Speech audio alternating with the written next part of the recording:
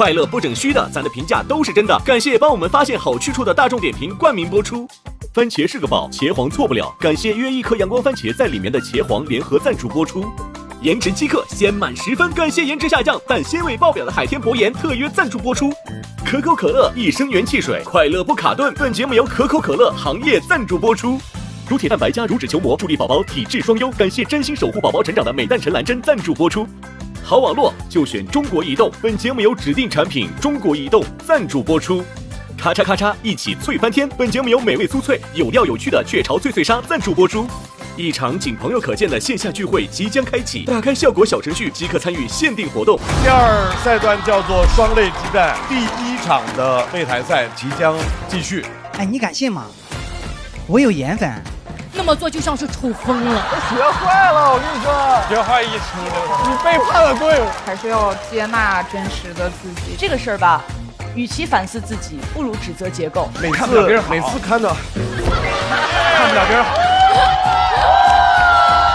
没什么大愿望，我要黑化啦 ！But I like。以为你在玩火，然后。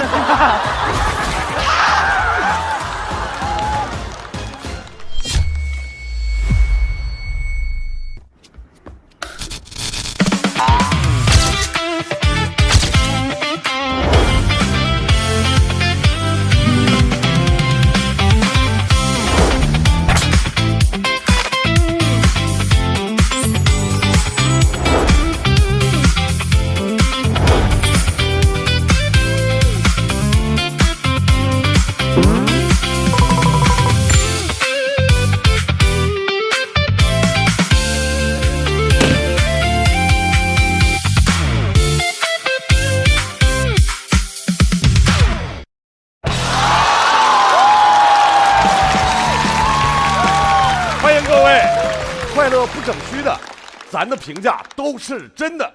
感谢帮我们发现好去处的大众点评冠名播出。番茄是个宝，茄皇错不了。感谢约一颗阳光番茄在里面的茄皇联合赞助播出。颜值7克，鲜满10分。感谢颜值下降但鲜味爆表的海天博颜特约赞助播出。各位，我们第二赛段叫做双擂之战，第1场的擂台赛即将继续。暂时坐在擂主宝座的是小齐、史岩和瑞瑞，其余攻擂失败的小队呢，目前进入了待定区，但是别着急，这些朋友还是有机会回来。擂主小队是不是能够守擂成功？让我们接下来继续下面的比赛。加油吧！曾经是效果的老员工，在上一场的表演当中对前上司贴脸开大，让人觉得哇，好解气啊！让我们掌声欢迎重新归来的陈小静。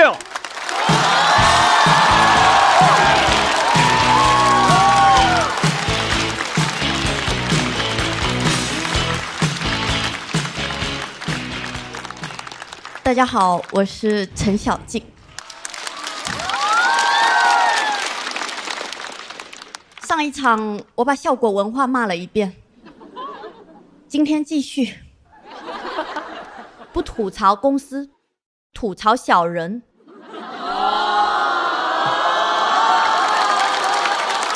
哦，这么共情，怎么了？之前我跟一个演员朋友分享我的段子，他觉得特别好，好到他自己上台就讲了。谁呀？一会儿解答。我说你干嘛？这是我的。他说没有了，我就是帮你试一下。我就试一下，我傻不傻嘛？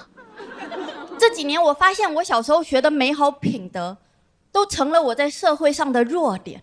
我真，同事套我话；我善，老板欺我弱；我美，确实。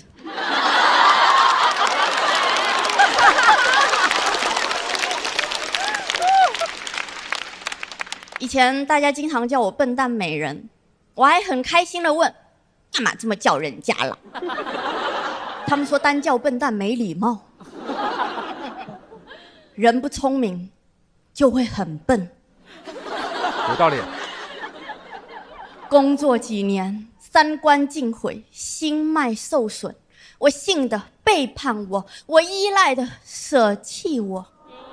哎呦，所以在我30岁那一年，我决心改变这一切。我要黑化。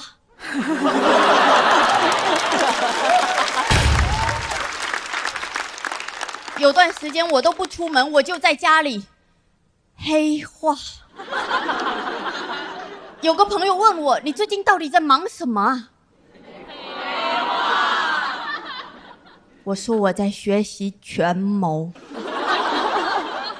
他说听起来就很蠢，而且没有人会告诉别人自己在学权谋。气得我直接把微信名改成了劲宝学习权谋版。我不只要说，我还要到处说，我就是要让所有人都知道我不是白痴，我是权谋大师。朋友看我那么认真，也不讽刺我了，他劝我去看医生。我哪有空看医生啊？我忙着看博弈论呢，我看得我眉头紧锁，因为这个东西它里面说到底，它竟然都是在教我数学。他就教我面对问题的时候要排列组合不同的情况，分析利弊，评估风险，从而选择一个最优方案。看完我激动，把以前算计过我的那些小人全部带入了公式。哎呦，我要狠狠地算计他们。算着算着，我在想，要不让人家算计吧。我算不出来，我是文科生啊。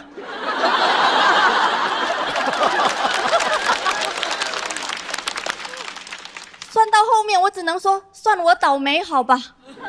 我突然很佩服那些小人，就之前我觉得人家心术不正，这下我突然觉得人家害我也挺不容易的。真的，你想算计，你要先会算，你要做局，你要先会做题。难怪说学好数理化，走遍天下都不怕。学不好数理化，你就只能像我一样相信星座和八卦。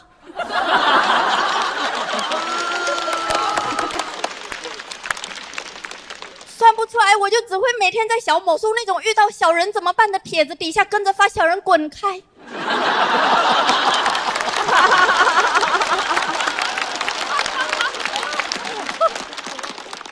小人远离我，此局已破。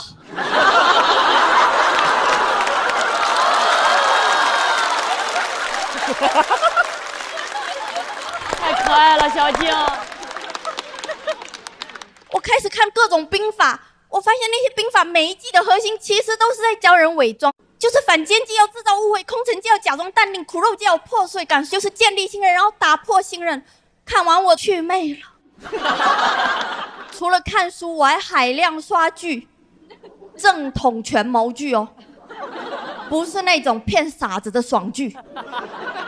那种正统权谋剧，他演员都不是花瓶，剧情都不低能，也没有狗血的爱情。老实说，不是真心变坏，根本看不下去。我是真心变坏的，我逐帧学习。我早上大明王朝，下午雍正王朝，晚上康熙王朝，我天天上朝。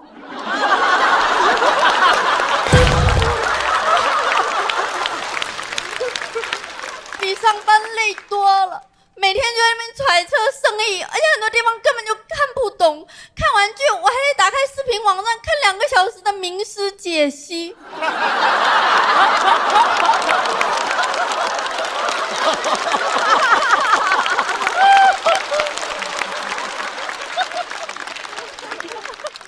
为了学进去，我还要每天写错题集。就是我今天做错了什么，按照权谋我应该怎么做，这个我就不跟你们分享了啊。因为剧里有一句话对我的影响特别大，分享给你们。有些话你说了，你就是这句话的奴隶；你不说，你就是这句话的主人。学到了，观众怎么学到了？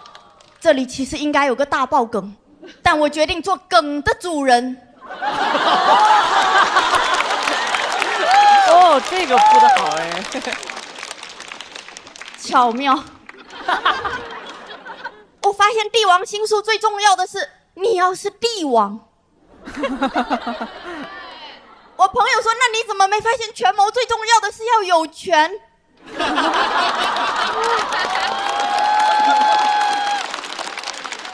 醍醐灌顶，没有权有谋用。有谋用啊！那我们普通人不学权谋，应该学什么呢？我想到了，学维护权利。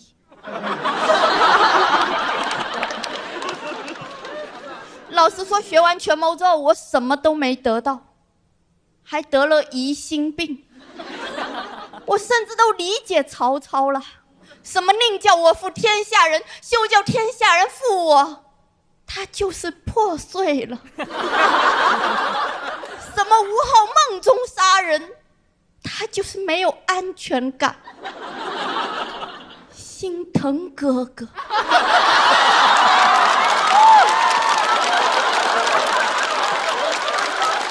好像在演网剧。前段时间看《藏海传》，我观察到这种权谋剧的节奏其实主要分为3部分：隐忍、复仇、释怀。我发现我3部并2部，我隐忍然后释怀。就是我隐忍着，我在想啊，这我都忍得下去啊，我好厉害呀、我就释怀了。我把这个分享给朋友，朋友说好厉害呀、学成了窝囊废。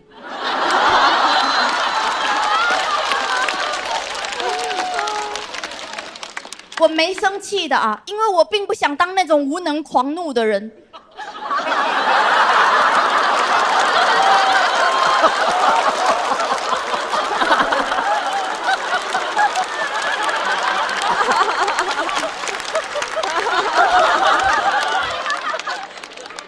所以我都是无能狂原谅。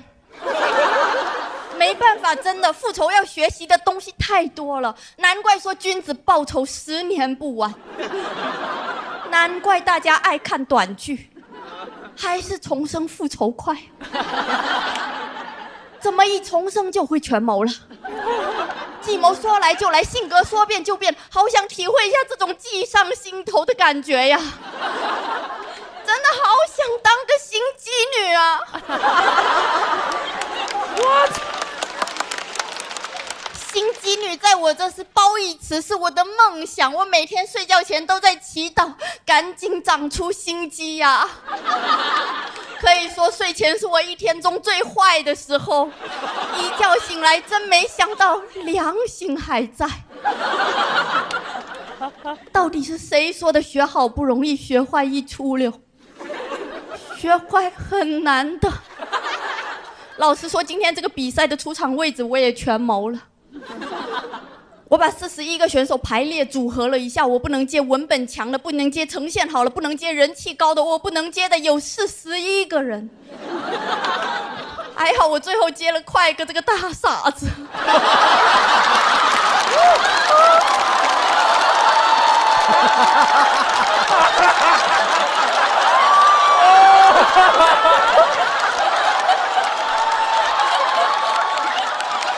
感谢块哥的科举。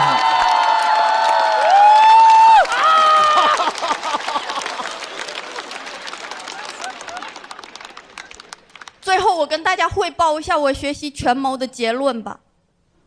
我决定放下权谋了，因为权谋的力量我不知道，但怀疑的力量足以毁灭生活。吾日三省吾身，我是不是说错话了？我是不是又说错话了？我怎么老说错话呀？压力好大呀！难怪古代太后没说2句话就哀家罚了。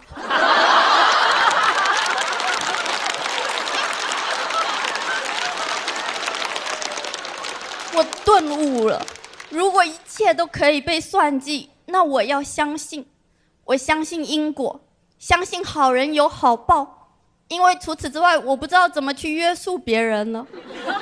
相信正能量就是我们普通人最大的权谋。我最相信的是老天爱笨小孩。哎呦，对。对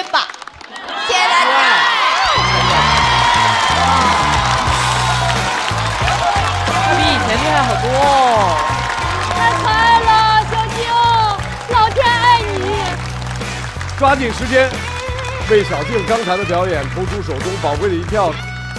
投票倒计时。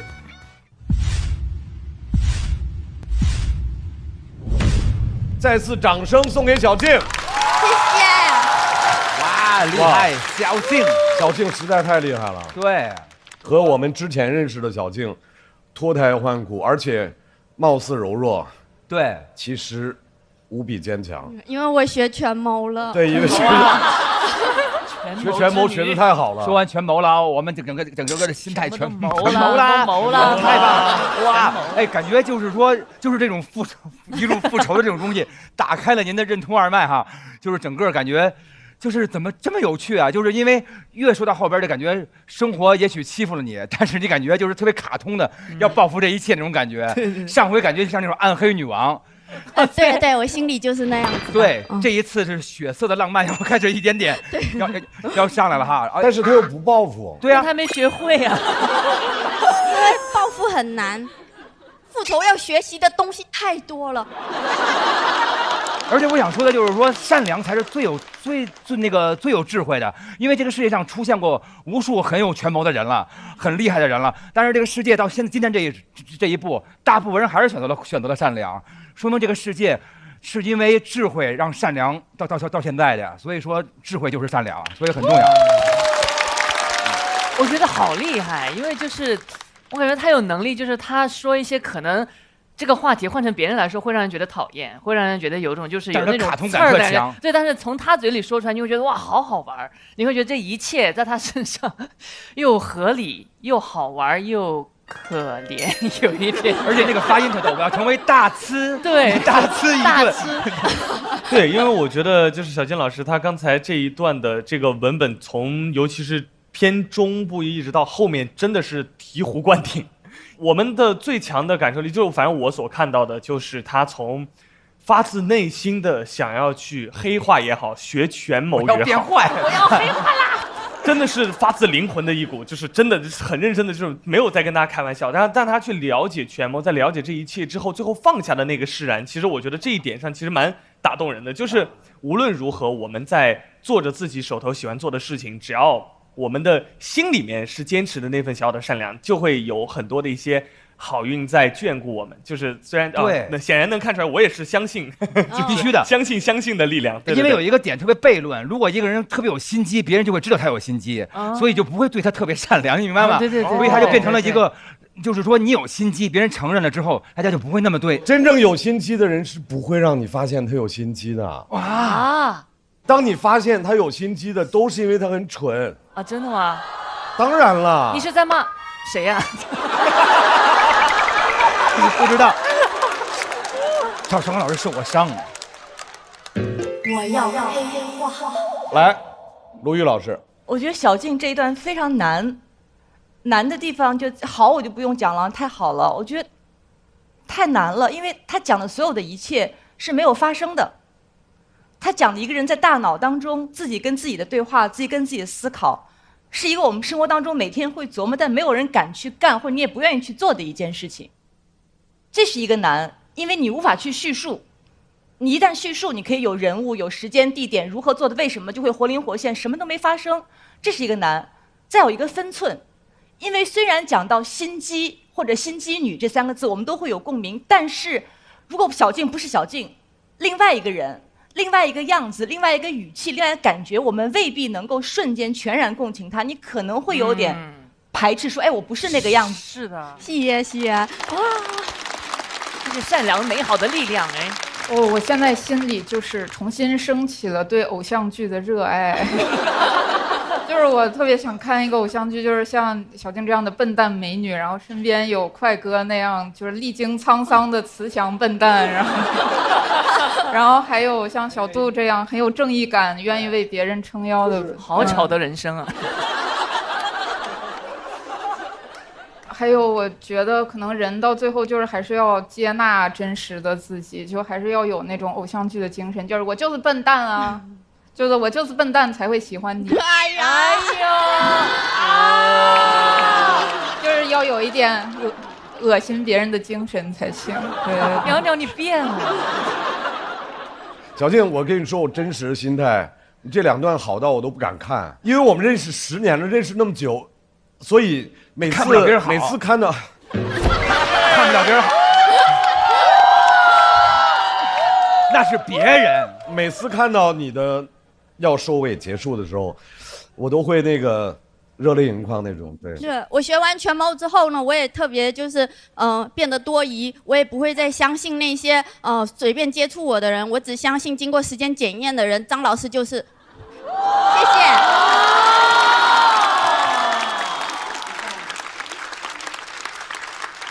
来，我们来看小静在她的表演之后得到的票数。200以上。小静可以200以上，对，肯定。我觉得一定200以上。我觉得190左右哎，我觉得肯定200。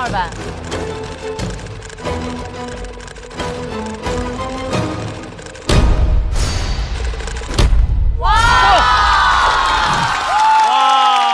，203。哇，他这一季也好强啊。对，哇，太好了，太帅了，好厉害啊！来，小静回到自己的队友身边，再次掌声送给小静。人疯了以后就入无人之境，对吧？对。太厉害了，太帅了，站住了。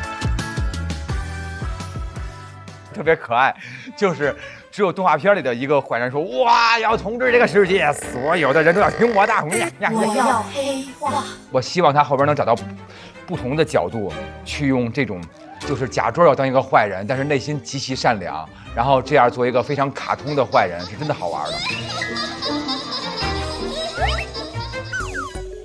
哦，我每天早上会听那个《资治通鉴》和《恶女修炼》，有那种恶女速成攻略，学坏，锻炼匪气，要追求权力和地位，然后不要有讨好感，眼神一定要坚定自信。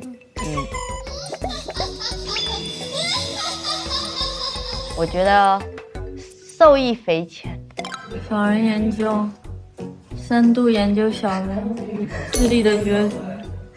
其实小人是很值得学习的，你看，还有各种非常厉害的精神。你看，其实我越看越破胆，我要当个小人。当小人，真的很累。小人好复杂呀，一看就困，真的很困。好想当坏蛋，真的好想当坏蛋啊！我坏，我最坏啊！我城府深，心机重，我谎话多，我的天下第一坏，谁敢惹我？嗨，小静，正想找你呢。周深老师啊，我黑化，这哪有人直接说自己黑化的？我就是要说，我让所有人都知道，我懂权谋。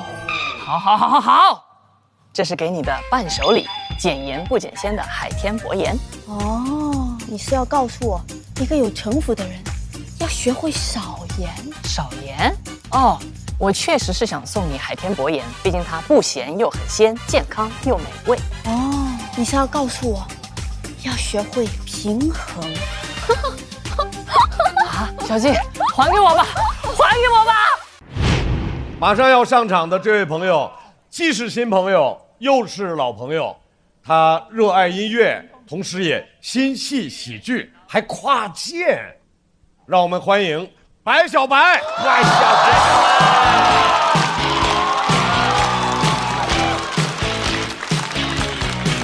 Hello， 大家好，我是白小白。来之前，导演告诉我说，我们这个脱口秀的形式都是站着说。你作为歌手跨界，能不能来点不一样的？我站着说不让我倒立唱啊，是不是这样？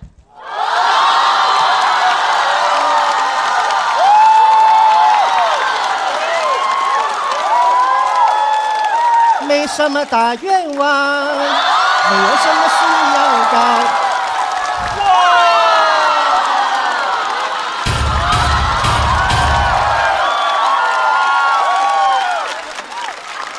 太震撼了！我是职业歌手啊，知道为啥只唱2句吗？版权明白吗？啊，跟他没关系，主要我挺不住了。我从小呢就有唱歌天赋，从小呢就是什么老爷半大寿啊、三姑家乔迁，我都上去唱。现场还有乐队伴奏，唱完了亲戚还给我塞2块钱。你放现在这不就音乐节吗？5、6岁我就接商演，听说现在好多演员5、6年都没接着商演，你们，哎呀，你们家亲戚都不办事儿是吗？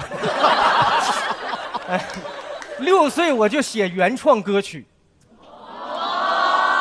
我写的还是情歌，我给我爸看，我爸特别惊讶，儿子，你想结婚了？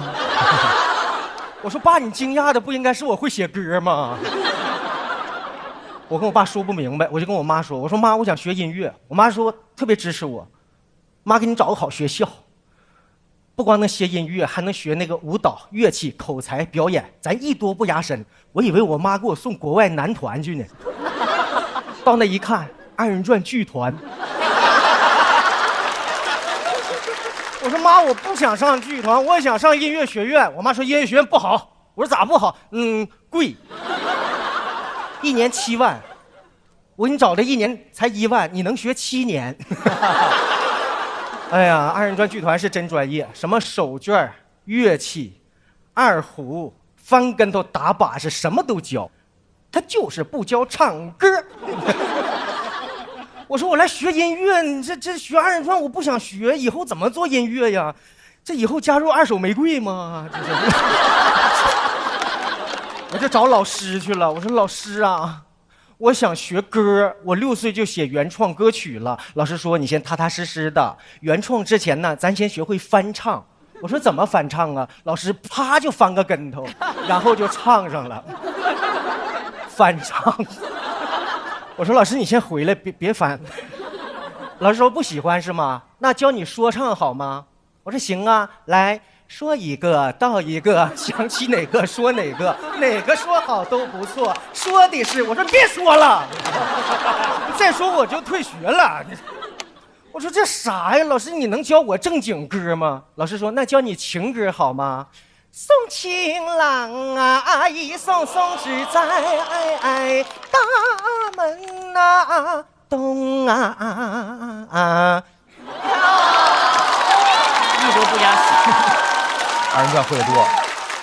我说再给我送走了，哎呀，在那儿坚持了2年，就逃离了这个环境。毕业之后呢，我找了一家唱片公司面试，那老板就问我，小伙子，你有什么演出经历呀？我说我演过音乐节。老板说不能啊，这片音乐节这几年都是我做的，没见过你呢。我说我干的比你早，6岁就干了。老板说你在哪儿演音乐节？我说就是那个就马家堡、王家屯、麦田村音乐节。老板说那你还会什么才艺？给我表演一个。我当时就给他表演一个翻唱、说唱和宋庆郎。老板说演得非常好，我给你推荐一个2人转剧场去演去吧。兜兜转转我又回到了2人转剧场。那帮2人转演员是真厉害，一个个的包袱炸，效果好，观众都站起来鼓掌。只有我一个人只会唱歌，什么都不会，显得我格格不入，就跟现在一模一样。啊！但是2人转的观众跟脱口秀的观众还是有很大区别的。脱口秀的观众一般看完不满意写个 report，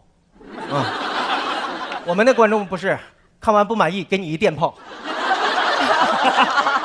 我一看这个地方不能演，我得找一个专业做音乐的地方。我找了一个 music bar， 就是音乐酒吧。音乐酒吧那种气氛特别好，我一上去就是特别兴奋。歌手嘛需要互动，上去我就喊喂，双手举过头顶。下边一个观众都没举手。下边俩客人在那研究，双手举过头顶，他是警察呀。有个同事告诉我说，在酒吧演出你得炫酒，炫好了还能给小费。炫酒就喝啤酒，炫进去。我一看这是我强项啊，正好第2天我就渴了，我到一个大哥跟前我就炫了7瓶啤酒。哇！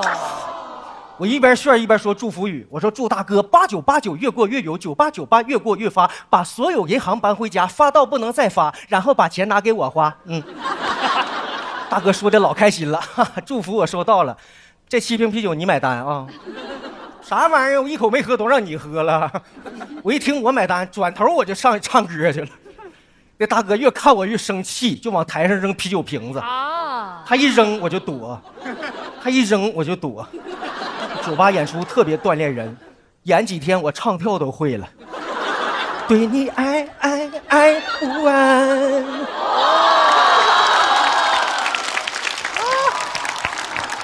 学活脱口秀。我一看这地方演出不行，太危险，我找一个讲文明且高大上的地方吧。我找了一个 shopping open show， 就是商场开业，门口放个破舞台，铺2块破地毯，还有个充气小人儿，风一吹就这样。见过吗？哎，老板要求我演满40分钟。老板呢，为了招顾客，就给我买了一堆洗衣粉，就让我发福利。我一边唱歌，我一边喊：“谁要洗衣粉？谁要洗衣粉？”那是我第一次感受观众的热情，都往台上爬呀！啊！我要洗衣粉。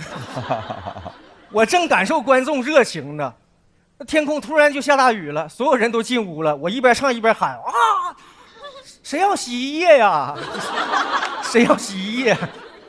因为演出时间没到，我就不能下台，所以说呢，我就一直站在台上。那是我人生的至暗时刻，头上淋着雨，下边没人看。当时我已经哽咽到发不出声音了。我回头一看，音响师把音箱都搬屋去了。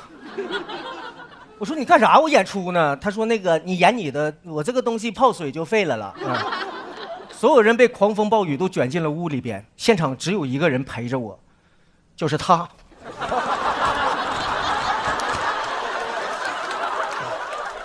因为只有我们2个没有资格避雨。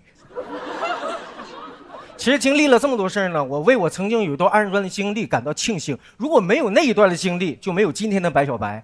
我更感谢自己没有放弃做歌手的梦想。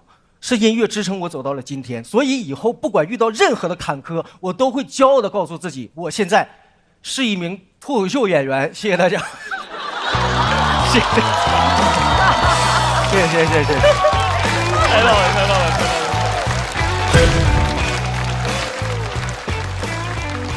锁票倒计时，再次掌声送给白小白。谢谢，谢谢，谢谢。小白今天演的有点紧张吗？还行，就是有点乱，因为前面太精彩了啊。你也很精彩呀！一上来，哎，倒立的小美满，第一回听哈，从来没听过满美小啊，没什么大愿望，满美小倒着过来。因为咱们都唱歌什么那种，是不是特爽？你之前参加主咖的时候，主咖那个是纯吐槽，这个比赛竞技这感觉不一样。这个观众都资深的，这不好演。哎，那你以前演出的时候还碰见过什么好玩的事？洗浴中心演出哦，洗浴我也演过。对对，客人穿个浴袍在那儿，而且那洗浴生意不好，就一个人看，然后我就在那演，必须演40分钟。他上厕所我就等他回来，我再演。啊，你们以前演出去过那种就是说夜场的吗？因为我在出道之前，我想要去就是那个酒吧去应聘歌手，但人家不要我。但是大老师刚才有说，就是他们那个年代的演出，上个世纪哥们儿就出来了。对，以前在夜场里演出，那女生头发特别长，然后我们那儿唱歌，他那不有蜡烛，他把那个头发烧着了啊。我就说女人你在玩火，然后呢，没有，但是是真的，是不是？就以前有好多那种状况都会出现，但是那些东西都会变成今天的你。黄子演过刚才像小白说的那种复杂的场子吗？算是吧，算是演过。哎呦，您还接过这活儿，我听听。我当时反正接的那个演出是就人家婚礼嘛，当时台下的那个观众都是特别专业的那个 eater，就只吃饭，他每个人。所以其实小白的演艺经历是各位不太能比的。在脱口秀的舞台，其实除了讲脱口秀以外，大家很少会有人去展示才艺。但我觉得这个方法挺好的。我个人认为有几点的话，你可以去往那个方向试一下。一个是它起到一个增强的作用。所谓增强，就是你帮助你树立这个人物的形象，或者你破节奏。或者是奠定节奏，这是第2个我能想到的。第3个就是为笑点服务，第4个可以主打一个反差。反正总之，让自己能够在一个舒适区里面尽可能的玩起花来。因为脱口秀它就是在我看是百无禁忌的，方式也是百无禁忌，所以我觉得还不错的一段表演，加油，小白。好，谢谢老师。我就是很羡慕能整活的脱口秀演员了。白小白老师这一篇稿子比上一篇的整体性更强了，就还是挺明显的。因为第一次不太懂，然后看完上一次比赛，我就有感悟了。是很厉害。通过白小白这次说，让我就理解到原来2人转演员他们这么辛苦，他们需要具备的能力太强了，又控场，然后又要感受观众的氛围，然后随时把那个活翻出来，我觉得太厉害了。又有主持，又有互动，又有表达，又有歌舞，太厉害了。是的，对。来，我们再次把掌声送给白小白。同时，我们也要请块儿哥、小静正在守擂的3位回到舞台。小白在笑团是拿满了票，我们看一看挑战守擂的小队的总票数，请看。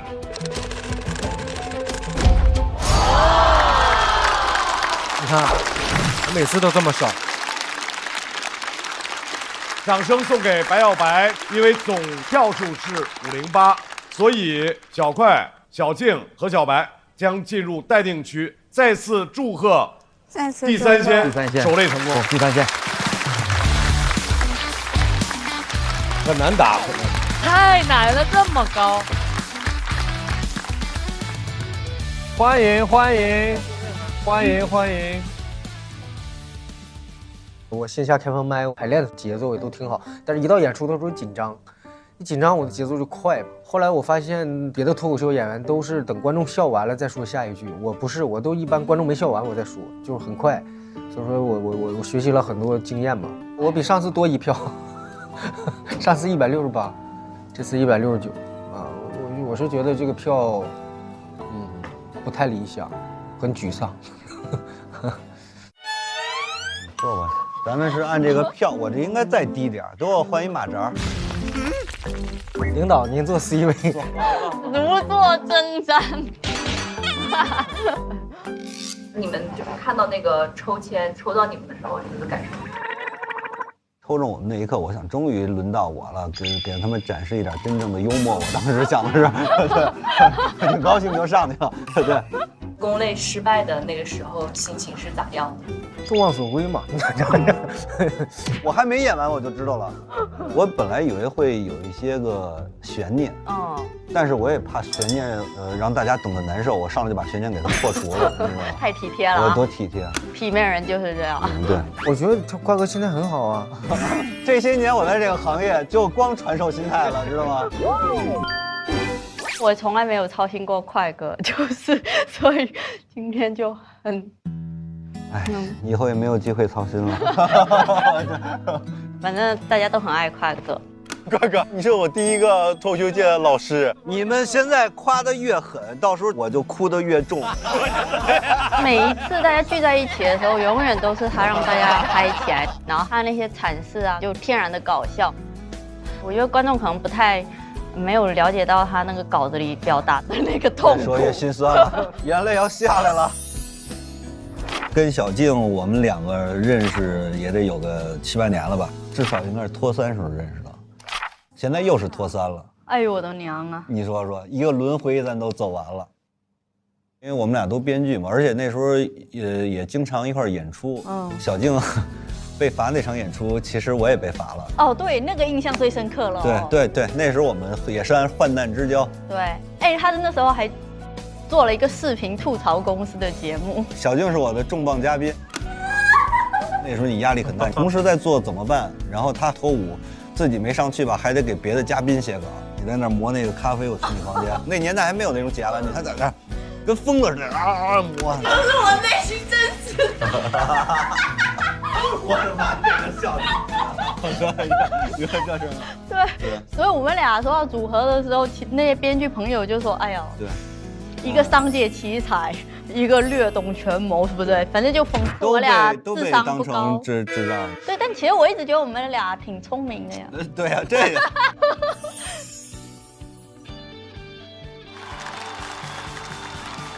他说我还有8种病。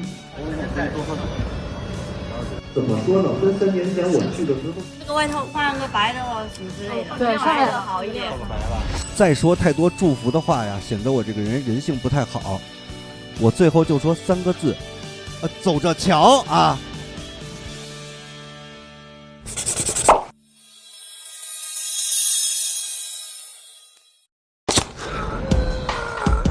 这榜牛啊！我要好好体验一下。火锅不够，还有还有烧烤、米粉、早茶、小笼包、湘菜泰餐。再玩点啥吧？贝拉达，还必须得坐一次直升机。哥们儿，是大众点评必吃榜和必玩榜啊！真实评价靠得住，这榜确实牛。来，第3圈选择，来吧。有缘香。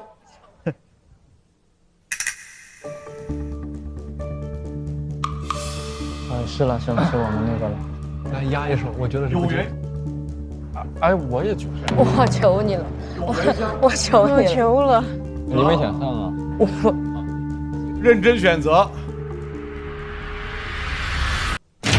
阿修大国手不惊云。我那什么，你不想上吗？哇，不惊云啊，我俩就猜对。阿修被抽到的公类小队是阿修、步惊云、大国手。本队第1位要出场的演员，成功的打破了次元壁的阿修。阿修，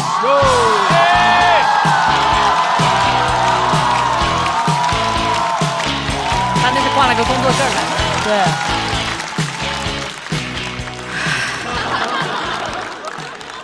感谢大家，非常感谢你们。介绍一下，我是阿修。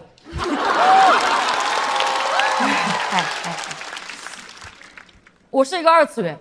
其实2次元很难定义，但是如果到了30多岁还只喜欢看动画片，那就是2次元。我呀，我相信大家小时候都是喜欢看动画片的，我也非常喜欢看，因为我的家庭环境太宽松了。每次我爸妈说要出去打工，很久不回来，我都说我天天看入迷了。有的时候我觉得菊萍姐姐就是妈妈进化的，顽皮是爸爸进化的，所以我会自动变成金龟子。但其实从初中开始我就知道我的世界跟大家不一样，聊不到一块儿去。我的同学会问我知不知道三体，我说哪尼？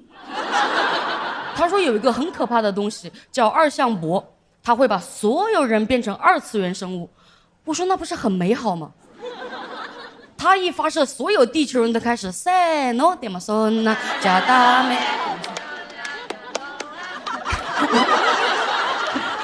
谢谢，谢谢。这首歌叫《恋爱循环》，我的同学们也在循环恋爱。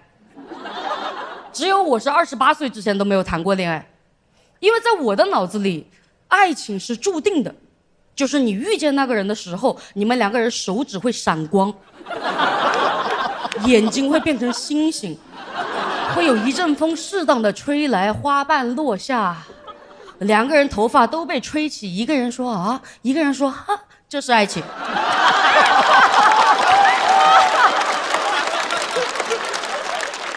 所以我好几次我都感觉到我心动了，但是我的手真的没有闪光。我耳边也没有听到恋爱循环，我真是绝望了。有的时候我都会看着我的手说，怎么还不是？可恶！所以你知道我大学毕业那个暑假有多害怕吗？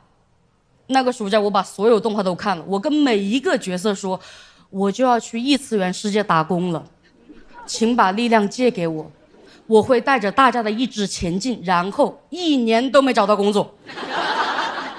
找到工作了之后才发现，一个真相，就是我最大的反派不是人，是社会化的人。我等级太低了，处理不了复杂问题。我第一份工作交到了一男一女2个朋友，他们是情侣。有一天，那个男的找到我说他想分手。为什么要告诉我呀？你要跟我在一起吗？后面他跟我说什么谈了7年了，很爱他，但是由于缺乏新鲜感，所以不想耽误他。我当时听不懂。那天我们2个人的对话有点像陶喆 remix， 就是他在那咚咚咚，我在那哦啊啊。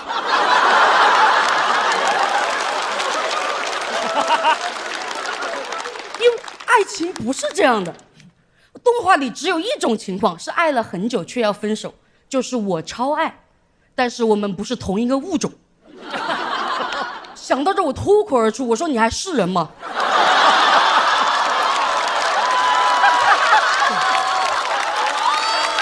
哦，他这有点可爱。他走了。第2天，我的女性朋友也过来跟我说，他也想分手，真是够了，你也想跟我在一起？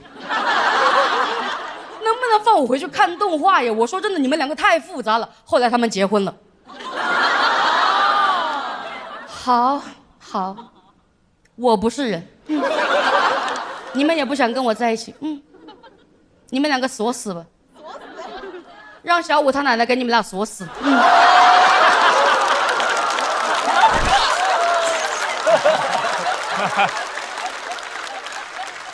我没有去他们的婚礼，我去了另外一家公司。第2家公司就更吓人了。第2年，那个 HR 就跟我说，让我去劝退一个新员工，真不是人呢。但这个时候我已经会分析了，按照我的分析啊，劝退就是抛弃，就是为了利益，不要同伴。作为 HR， 他不谈，让我去谈，就是他想让我来当这个反派。所以真相只有一个，就是他是一个想成为鸡贼王的男人。而唯一看透这个真相的，是一个外表看似小孩，实际30多岁的小大人。Yes。燃了！节奏太好了。所以我虽然不记得我说了什么，但是我肯定是把 HR 卖了。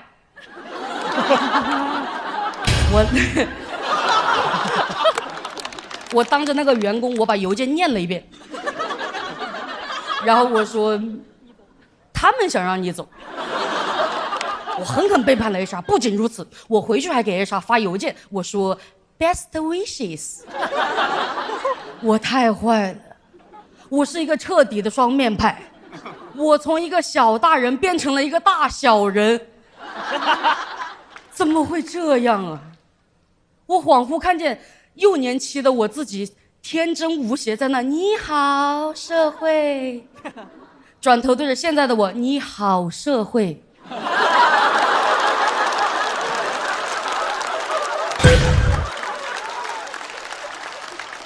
我好想回去，我真的很想回到那个纯粹的世界，因为动画里只有好人打坏人，现实是坏人让好人打好人，甚至让朋友打朋友，还要叫脱口秀和他的朋友。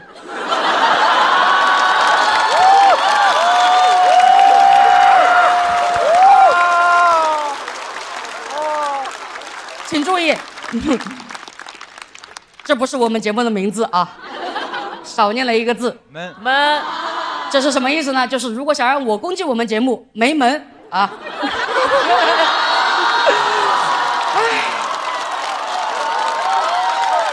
给自个儿留后路，上过班。我也进化了，真的，我早该进化了。我现在自我认知是一个2次元带点复杂，3次元带点童真，2.5次元。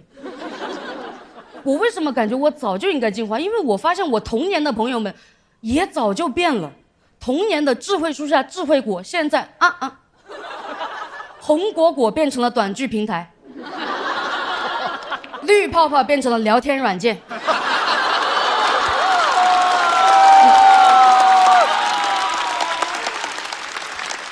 而我个人从小的最重要的陪伴者菊萍姐姐，也在前天6月1号正式退休。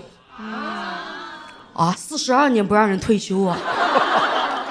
她当了42年菊萍姐姐了，我也看了她20年。作为真的很忠实的观众，我可以衷心的表达我的想法，我真的感谢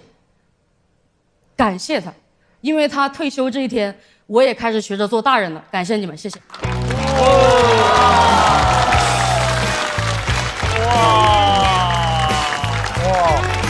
表现太好了。阿修的投票倒计时，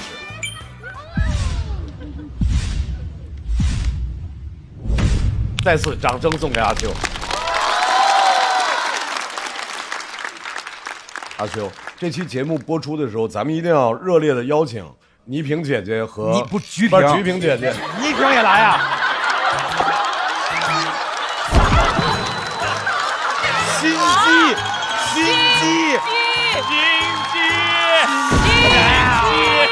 机小刚，多来一个萍姐姐没什么事儿啊。我们一定约着那个菊萍姐姐、红果果、绿泡泡一块儿互动一下。还有金龟子姐姐，还有金龟子姐姐，太好了。OK， 董浩叔叔啊，对，真的对，太可爱了。深深就说说，因为深深本身看这个时候特别感触又特别深，对不对？是，卡布勒老师，请说。因为我觉得阿修他真的就他有自己的一个魅力，就他说所有的事情的时候，你都会愿意听进去，而且你会觉得他跟你距离特别近，然后你就会在任何一个地方你会找到跟他同频的这个点。对，因为我也会喜欢看一些动漫啊什么之类，但我其实很不敢称呼自己二次元，因为我觉得我没有那么精通。但是我觉得我们可以在那一个二维的世界里面去找到很多的精神支撑，去面对我们现实生活当中一些挑战和困难，我就特别特别喜欢。刚才阿秋说到那个点，我们拍的时候就说燃了吧。我们就是说，我在这。我觉得其实刚才那个阿修老师最后的那一个结尾的地方，我觉得蛮感人的。当时的那个画面感，其实就是随着年龄的增长，好像我们每天无论是被工作啊，或者被手头的事情所填满了生活之后，我们会感受不到，好像其实自己离曾经的那个童年的那个年龄真的是越来越远了。就是当你回过头来看的时候，你会发现。就是哇，过去了那么久，但是好像你又很庆幸，哇，原来内心以前的那个童真，还有那份可爱，它还在。我觉得这个是最宝贵的一件事情。是，只要相信那种纯粹的正义就好了。其实阿修无论是上一个赛段讲追星，还是这个赛段讲二次元，核心都是在讲长大的故事。对，用不同的角度来讲长大的故事，所以就能够和很多人来共鸣。对，我再说一句，就是我觉得其实这样次元壁其实大家一直在打破，就包括因为哪吒很爆火嘛，但很多人就在自己就撑不住的时候就会说出那句话：我命由我不由天。就这样的能量其实真的很强大，很强大。我也很喜欢这样一个魅力。对，所以谢谢阿修给我们这样一个角度的故事。谢谢。我一直怕我有点会听不懂，因为我们看的时候一直要动画片。所以二次元对我来说是一个完全新的概念，但是完全没有这个问题，因为它是从一个二次元爱好者的一个角度，最终还是在谈跟我们人相关的问题。是的，我想当你所有的脱口秀的问题是跟人产生亲密连接的时候，就会打破所有的次元壁。你有一个什么东西可以随时给你能量的？这是我上个月专门去深圳买的数码宝贝的代表友情的进化徽章，我以为是工牌的，我们以为是工作牌。我想来要比这个朋友赛，所以我代表了这个友情的徽章。我希望我们的跟节目的友情能更进一步，我希望。哇塞！来，苗条老师。我很喜欢阿修对题材的选择，就是上一次是讲自己当粉丝的经历，然后今天说自己喜欢二次元。我觉得年轻人创作就是应该彰显自己的审美品味和存在的，我觉得很棒。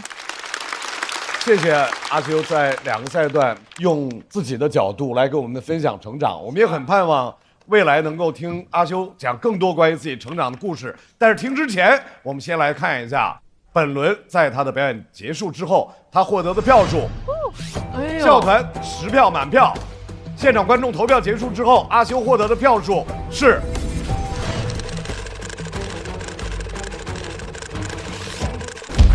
198。掌声送给阿修。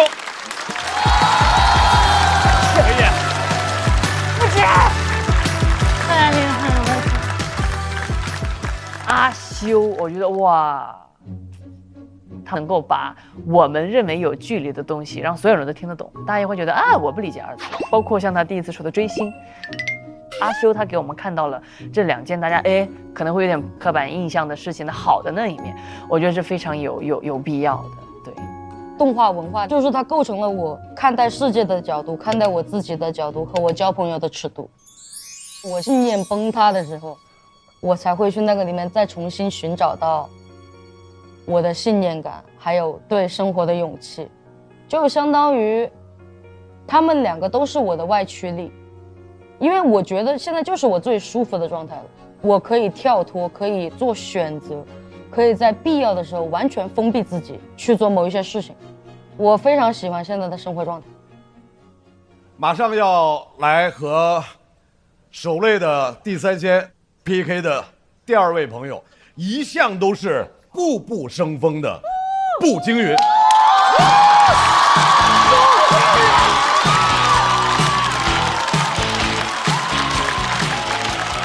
Hello， 大家好，我是步惊云，大家好。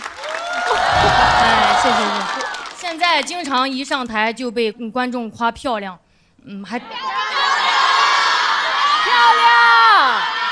亮，没有硬要的意思啊，其实挺不习惯的，因为坦白讲，我整过容。就我现在这张脸基本上都动过啊！我知道说到这儿你们听不进去我说啥了，都想仔细的看看我。我跟朋友也说了，我说我整过容，他听完很诧异，说啊，不应该吧？整容脸不是那种很漂亮的吗？我说朋友不是那种很会提供情绪价值的吗？其实我从小就知道我自己长得不符合审美，我以前是单眼皮、塌鼻子。我们全家都是双眼皮，所以那会儿小时候老有亲戚会问我说：“哎，你眼睛怎么这么小，还这么单呀？”我总不能说你嘴巴怎么这么大，还这么欠呀？那小孩就答不上，就只能在那受着。我小时候看电视、翻杂志，里面有很多美女哦，都是大眼睛，哇，她们那个眼睛大的呀，真是大到我了。我小时候看一部剧叫《还珠格格》。里面所有的主角都是双眼皮，那丫鬟也是双眼皮，连剧里那匹马都是双眼皮，气得我当时就瞪大了双眼，发现瞪不大，撑大了鼻孔真撑大了。上学也没人教我什么多元化的审美，老师嘴上说，同学们一定要注重内在，心灵美才是真的美。但初中体操队形比赛的时候，他就把漂亮的女孩都放第一排，我们那种不好看的都站后面。当时我就站在后排，咬牙切齿地原谅了所有人。谁让我心灵美呢？我总不能直接冲到前面拍拍那个最漂亮的同学，我说你后边去，没看出来我是心灵美吗？那么做就像是抽风了。抽风了，这个有点好笑。我那会儿经常想啊，为啥长辈、老师都是夸别的孩子漂亮？但夸我聪明，为啥站在最后一排的那些同学里就我最敏感？哎呀，这个丑人开智早，真是雪上加霜呀！整个青春期我都留着又厚又长的刘海，就是想遮住自己的眼睛，下面再用校服袖子捂住嘴。咋说呢？遮住2/3的脸，露出1/3的自卑。哎，其实连这1/3都不想露啊，但没办法，丑人也得呼吸。终于熬到了高考结束。别人第一志愿双一流，我第一志愿双眼皮。我想家人从小就说我不好看，肯定会支持我的。我回家就说了，我说那个我想去整个容。话音刚落，全家开始夸我漂亮。我姥爷甚至说，哎呀，虽然你眼睛小，但你眼珠子黑呀。我听完2眼一黑，我最后还是自己攒钱去割的双眼皮。但成年之后啊，大家就很体面了，不会直接说谁丑，只会默默的区别对待。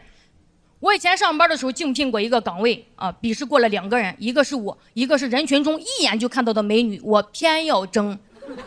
现在回想，真是自不量力，只有力量。输了我都不服气，气冲冲的跑领导那儿质问，我说凭什么？我笔试成绩比他好哎。领导说啊，因为他形象好。我说形象好咋了？还形象好？行吧。出门就后悔干嘛呀？这下形象没人好，脾气还比人差。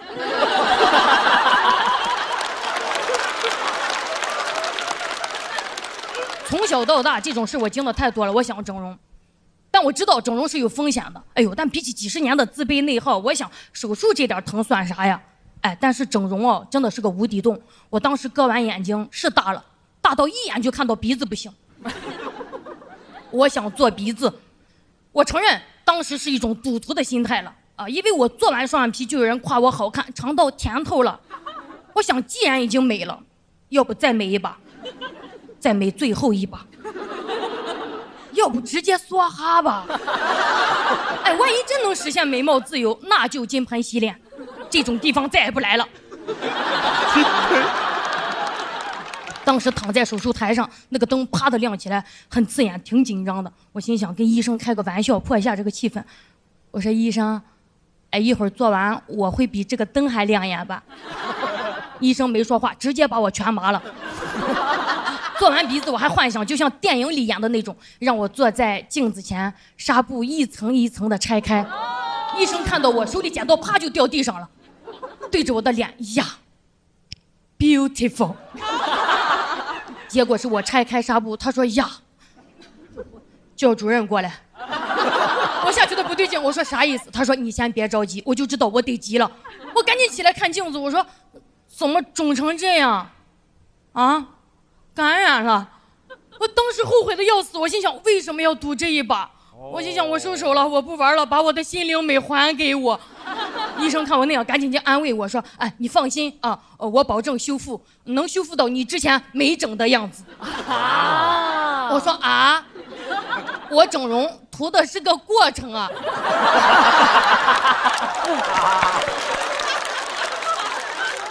哎，我是整了之后才知道，整容真的是很需要运气的，要倒霉了真的会要命。俗话说，美死不如丑活着。今天跟大家分享一个我挨了2刀才明白的道理啊！原来鼻子最主要的作用是呼吸。我现在说实话，比起动刀子，我更想动脑子了，因为发现手术刀再快也没有审美的风变得快。我做完双眼皮之后，现在说单眼皮的高级了。我前2天去一个拍摄的工作，那个化妆师在帮我吹头发的时候说，现在啊就流行头包脸，而不是脸包头。我上次听到这种逻辑问题，还是问为啥叫肉夹馍，不是馍夹肉？什么是头包脸？头发会把显得脸小。但我现在真实的情况是已经顾不上脸了，我现在焦虑的顺序是事业、健康、家庭，美貌已经在很后边了。直到有一次我跟几个朋友在一起聚餐聊天的时候，发现一个事儿哈，就我们在一起说老板的时候，说过他装，骂过他抠，但没人说过他丑。哎，好像当一个人有话语权的时候，我们就不会在意他的脸了，是吧？我们现在静下心来，想一想那些很有名的女企业家，我提醒一下关键词哈：空调、辣椒酱。第一反应是不是他们好厉害，而不是他们好漂亮？是啊。谁记得他们是不是双眼皮啊？没人留意他们眼睛，都忙着看他们眼色呢。但是话说回来哦，如果女人要成功到这个份上才能摆脱外貌偏见的话，那也太艰难了。我就在想，我们是不是可以重新思考一下人生的价值排序了？你把颜值放第一位，那就永远容貌焦虑；把事业放第一位，那就得努力赚钱；把快乐放第一位，那你活明白了啊。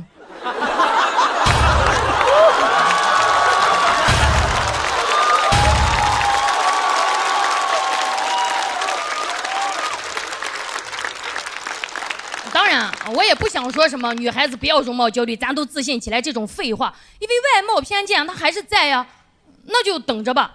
我想等一天，童话故事里小女孩站在那个魔镜面前，不用再说魔镜魔镜，谁是世界上最美丽的人，而是说魔镜魔镜，打开窗帘，我要晒太阳了。谢谢你们，我是步惊云，谢谢大家。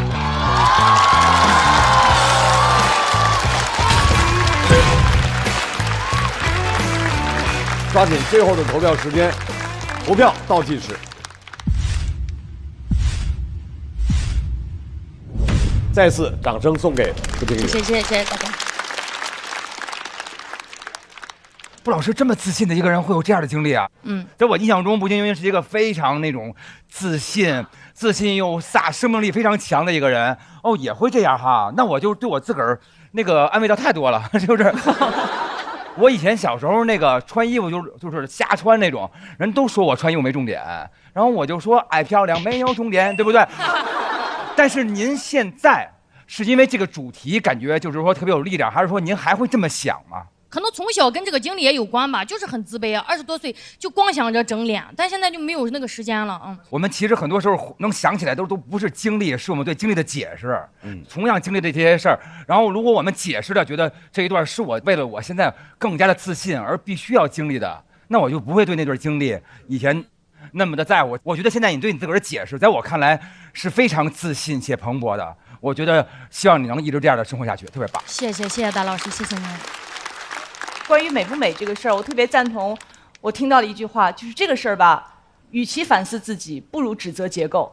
因为当整个世界对于美的标准如此单一的时候，你不能要求一个人他不去居于这个压力而做出一些可能不想做的决定。对，压力很大的。还有，我觉得成年人美不美，想怎么样去美，都是非常个人化的一个选择，我都会尊重。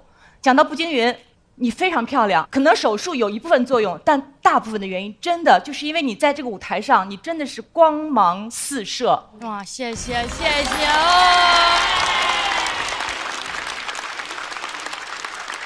很多时候人们会说成功是最大的医美，最好的医美，但我特别认同，你得允许一个不成功的、长得也没有那么符合大众审美的人，他不用因为自己外貌而觉得焦虑。对。有一点我特别相信，你跟人生很多事儿相比，外貌是特别不值得排在前几位的一个事儿。布姐在创作这一篇的时候，其实心路历程还挺复杂的。布姐有跟我说，就是也是因为一直能感受到外界的压力，才想去做这件事情。但是她又怕自己已经是一个出名的脱口秀演员，如果她在台上说这件事儿，如果造成年轻人又去做了，要怎么办？但如果她说你不应该去做，又觉得好像站着说话不腰疼，因为自己已经做过了，所以这个立场就是很难把握。所以布姐写这篇稿子的时候，就是来来回回改了很多遍，很不容易。谢谢鸟。我就最后一句就特别喜欢这样的对话，就会感觉就是有的时候那些压力真的你很难去完全不看到它，因为那些东西它就明晃晃的摆在那里。但是通过聊完之后，感觉在脱口秀这个舞台去看到了很多就是我们自己心中的疼痛，别人可能会觉得矫情，但在这里被认同这种疼痛，我觉得是一个很幸福的事情。所以非常非常喜欢步惊云老师，谢谢。谢谢周姐。我们来看一下步惊云在自己的表演和大家投票结束之后，他得到的票数是。谢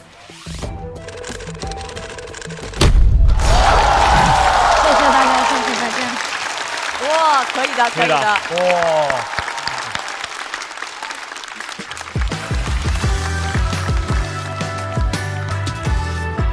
没接住你啊，加油！其实我小时候是一个非常热爱表演的呀，我从小就有个演员梦。我爸说你长这样，你到那儿就淘汰了。我爸当时特别认真，他不是故意伤害我，他说孩子啊，你做梦呢，就那种表情。演员长什么样，你打开电视看看。我绝对不可能对我女儿说出那样的话。哎呦，我女儿跟我整容前一模一样长得，但是我现在每天就是发自内心的夸她。她洗完澡在那照镜子，我说哇，宝贝儿你真的好可爱，你怎么长这么漂亮又好可爱？给她夸懵了，她说啊，有这么好看吗？她对着镜子也迷茫了，你知道吧？所以我最后的底为什么要用魔镜梳？我是想说以后的小女孩站在魔镜面前，她已经不需要再审视自己的美貌了，就打开窗帘，我要看太阳，我要让阳光洒进来，我是一种美好的期许吧。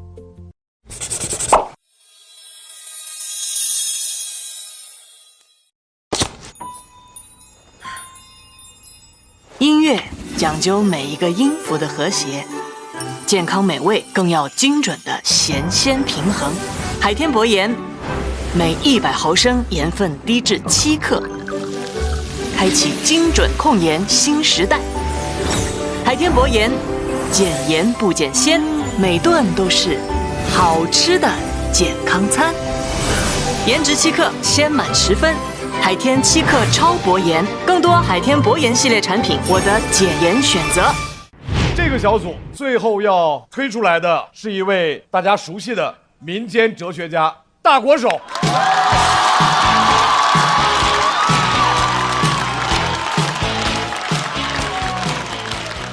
大家好，我是大国手。好，谢谢。之前我一直都很穷，但很快乐。我有一个庇护所，我之前经常待在一个文化空间，那里会举办读书会、观影会、音乐会。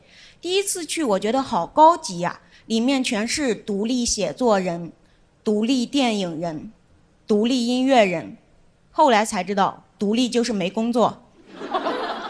30个人凑不出5险1金，顶多只能凑够1险。你看到我们就会，我天，好危险！没有5险1金，但有300个借口。写作人天天跟我聊他写的书，我问豆瓣为啥搜不到，他说艺术家从不出版。等会儿我发 Word 给你。认识了他们，我才知道音乐人为什么喜欢留长发，因为真的剪不起。根据头发长度，你就可以判断他穷多久了。到肩膀应该是穷1年了，到腰应该是准备卖了。以前觉得忧郁是一种气质，后来发现忧郁是一种气味。这个我懂。长发男真的很难靠近，因为一靠近就有那味儿了。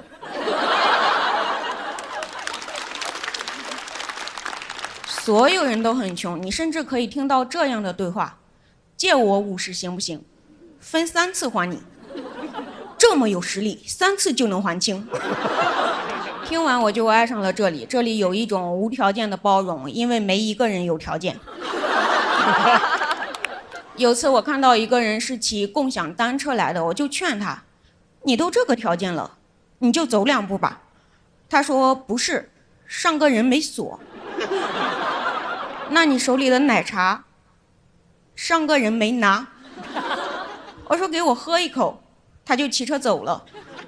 因为学哲学，我在这个空间很受尊重，他们觉得我很聪明，经常跟我聊哲学。有次吃完饭，大家就坐在那儿，开始问我，什么是自由意志？人生有没有意义？宇宙的起源是什么？聊得非常深奥，非常抽象。但有个问题没人敢触及，没人敢问，在哪儿买单？这个问题太具体了，而且真的有答案。之前有人问我为什么那么穷还那么快乐，细心的观众应该听出来了，穷且快乐的要点就是你得一群人穷，一个人穷根本笑不出来。一个人穷还在那儿高兴，应该是穷疯了。我一直觉得我们这群人最大的特点是穷，后来发现我们这群人最大的特点是会把失败说得很浪漫。我有个朋友叫菲菲，骑自行车骑了1000多公里去跟女孩表白，到了之后我们就问他在一起了吗？他说在一起了，他跟别人在一起了，跟高中同学，他前一天坐飞机来的。其实菲菲开始也不叫菲菲，我们就是觉得人缺什么就应该补什么，就给他改名了。菲菲还自我欺骗说结果不重要，这个过程我也用双脚一步一步丈量了这片土地。我不想拆穿他，就说对啊，你爱的根本不是那个女孩，就是这片土地。我们都觉得菲菲运气不好，后来她去支教又跟女孩表白，女孩前一天也跟高中同学在一起了。很神奇，菲菲一表白就会刷新一个高中同学。后来她学聪明了，找没上过高中的，别人还是拒绝了她，他就很难过，问我是不是因为我太穷了。我嘴巴上说当然不是，你很优秀。我心想赶紧洗洗头吧，不然穷只会是你最小的缺点。现在5年过去了，这个空间也倒闭了。回看过去，我经常觉得很恍惚，我分不清当时到底是在追求梦想还是逃避现实。有时候甚至觉得就是不上班闲的。第一次冒出这个想法的时候，我吓了一跳，我觉得我好老登啊，我有什么资格评价过去？我现在不就是有几个臭钱吗？后来我认真想了想，我认为当时不是逃避现实，是灵活的面对现实。当时我们年轻迷茫，不知道人生想要什么的时候，我们选择了一个自己愿意承担的代价。每种生活都有代价，有人选择工作忍受无聊，有人选择自由忍受贫穷，有人选择工作忍受无聊和贫穷。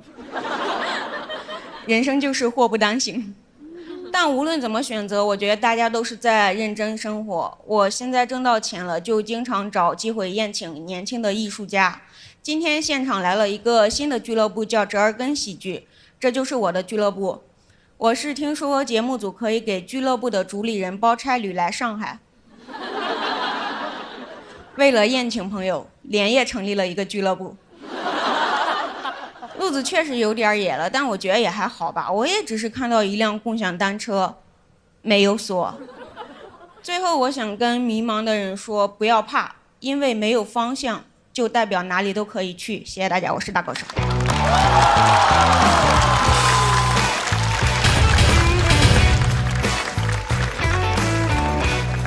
投票倒计时。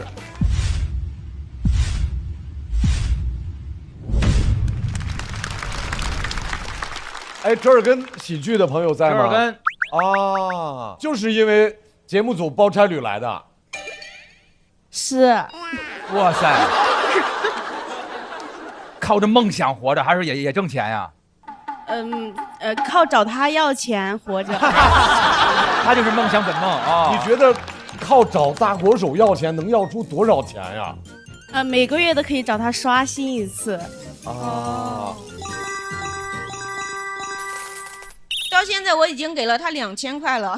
4年呀。还有另外的朋友也会给我们钱。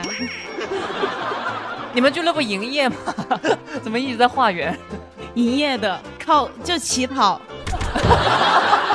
就是上次他来完之后，其他俱乐部的老板说给他送2张桌子。当我们听完了这个俱乐部的存在现状之后，不由得觉得这小块不错呀，活的。所以所有的俱乐部的主理人们，大家都要在我们周围的其他俱乐部的身上多看多学，看看别人就知道自己活得还可以。再次掌声送给大国手和折耳根俱乐部。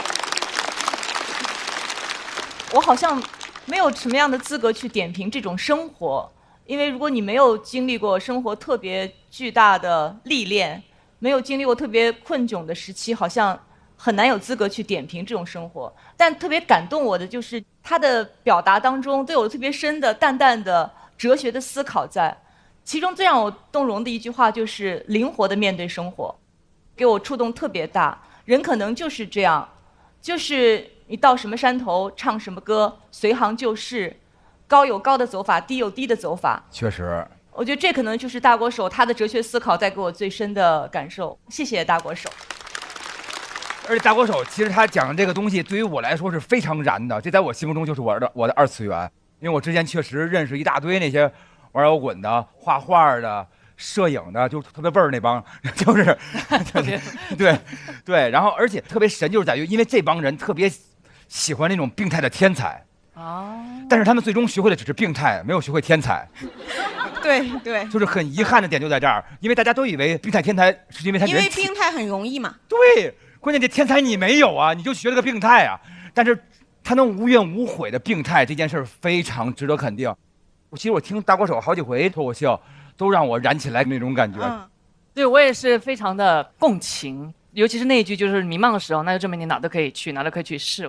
我在18岁自己想要来到大城市，我也试过，就是去卖手机，然后发传单，然后包括那种就是有的那个品牌他会开那个馆，然后他会请那种一天可能100块钱或80块钱，你在那帮他站着看，不要乱掉，帮他摆回去那种东西。那一下我其实是非常迷茫的，但是那一下我就觉得这句话感觉是说给当时18岁的我听的一样，就是你迷茫，那就证明你可以去多试试，你试完之后，也许你就可以找到适合的那个，这是很重要的。所以我就觉得特别的鼓舞我，以及那下让我觉得哦，有人在支持你。虽然隔了那么多年，我才听到支持我的那一句“加油”和“你是对的”这句话，所以非常感谢大国手。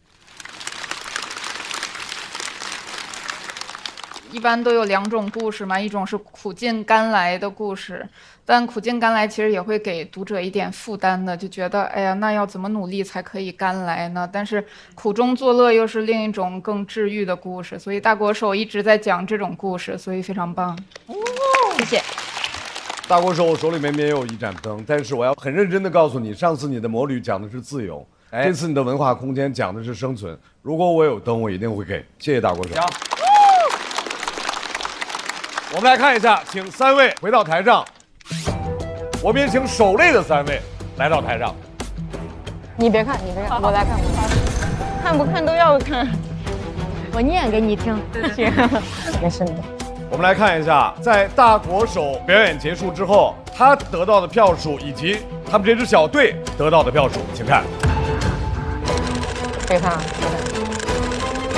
，162。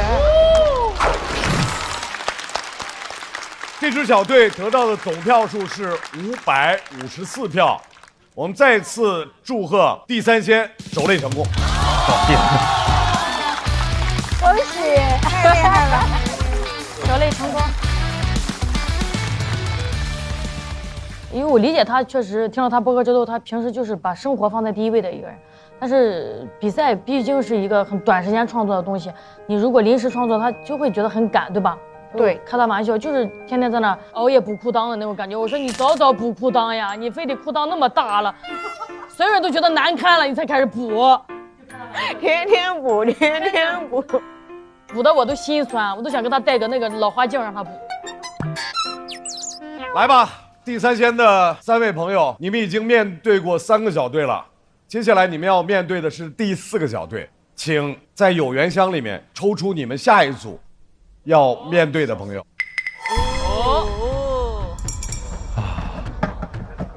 小四爷吧，该来了吧？我觉得应该是我们了。我要把我的被子打开，要开始亮相了。可能是。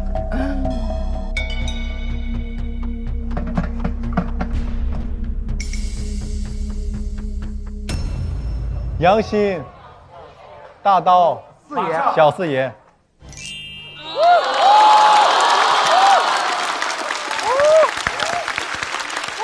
大刀老师又来了，生活好了，加油加油，哥哥！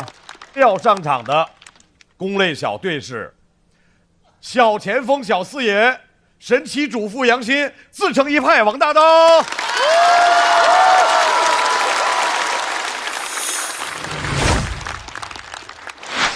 3位是如何走到一起的呢？我们争取过来的。欣姐说：“你喜欢谁，我们就去抢谁。我们有一个候选人的名单，小四爷就位列其中。”球门代表小四爷，我们要站起来欢迎吗？过来，你过来。这里面最喜欢小四爷的幽默，是真的，我帮他证明，来嘛。我们昨天是压着演的，他压不压我们知道，我心里想，我可拼尽了全力啊。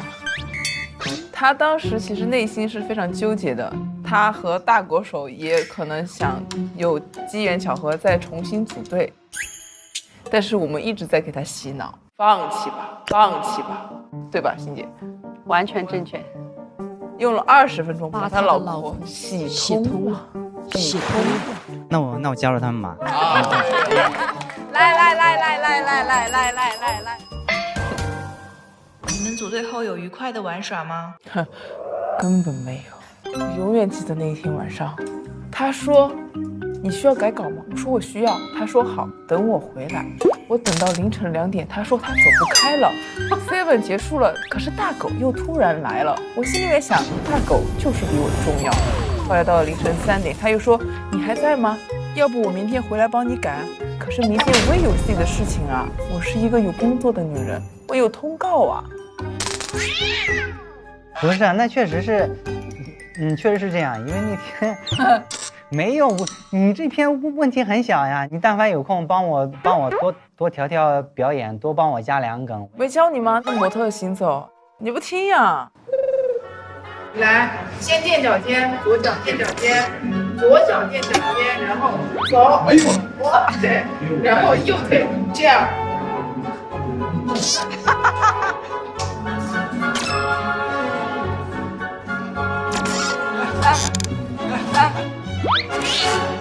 欣姐，你说句话。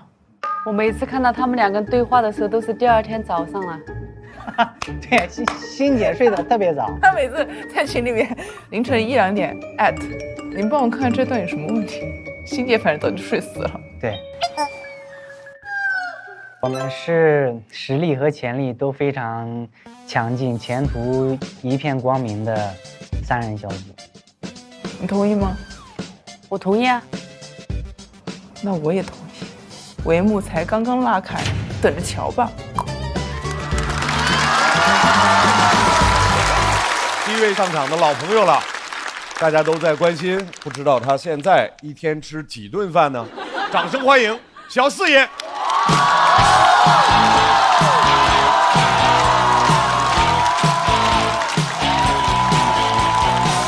谢谢，感谢各位，感谢。今天主要是想跟大家聊聊身材管理，哦个什么呀？哦什么呀？就感觉不是很可信啊。就是前段时间下了节目之后，总是跟演员一起聚餐吃饭，短短3个月我就胖了20多斤，这就是穷人炸温饱的后果。最烦的是当时身上还不咋胖，都胖在脸上了。别人是梨形身材、苹果型身材，我是锤子身材。当时你要是看我的脸，就感觉我把吃的东西都含在嘴里，也不往下咽。拍 vlog， 粉丝说话可伤人了。我当时正在做饭，有人说我像围裙妈妈，还有粉丝说再胖就取关了。哎，你敢信吗？我有颜粉。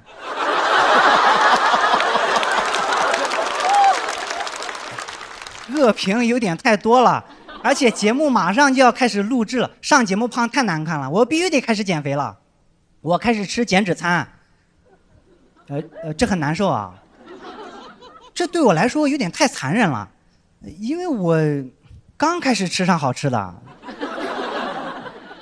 我第一次点减脂餐的时候，我还以为他忘炒了。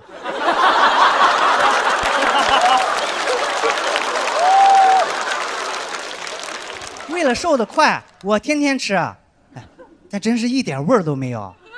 天天吃我真受不了，我要求也不高，有味儿就行。有一次馊了，我吃的可香了。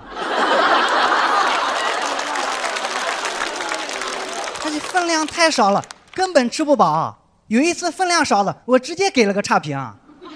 我说减脂餐分量太少，根本吃不饱，越吃越瘦。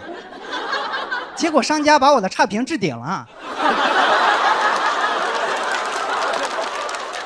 太贵，我就尝试自己做。可是减脂餐里面东西品类很多，分量又很少，买多了容易坏。这么少的食材买菜都很麻烦，老板都嫌弃我啊。他问我你要几根玉米啊？我说那个3行。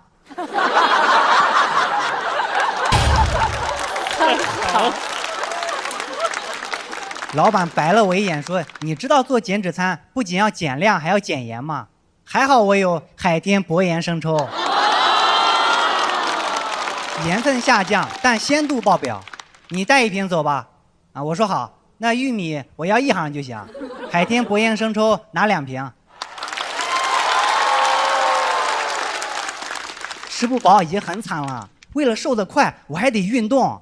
我还买了健身房的私教课。我没有脱离群众啊。其实是赶鸭子上架，不得不买了。我本来是想买一节体验课，然后学几招自己练，结果在店里被学员认出来了。教练看到学员跟我合影，他就以为我是那种有钱买课的大明星，拉着我买课。首先，我不是大明星；其次，就算我是明星，但我的人设是穷啊。我就想拒绝啊，结果教练说：“他说你是明星，你肯定不差钱。”这句话一下子就把我夹起来了。我有点好面子，所以这课我就不得不买了。但是我抠，我必须得跟他砍价。哎，我砍价砍得有多狠？可以说，把明星带给我的面子全都丢光了。买完课，我是以素人的身份出去的。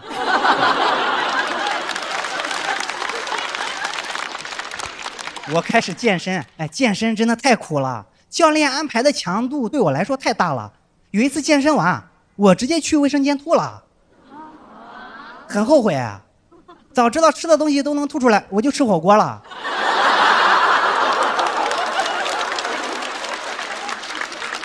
不仅累还疼，尤其是练完腿，第二天我动不了了，点减脂餐根本没法拿。也就是那天，他馊了。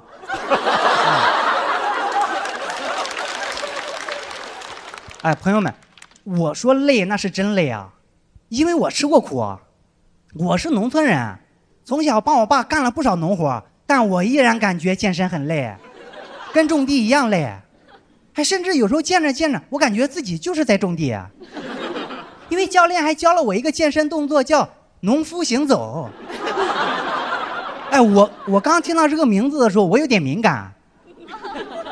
我真想问他，你是怎么看出来的？那你教别的学员是不是白领行走？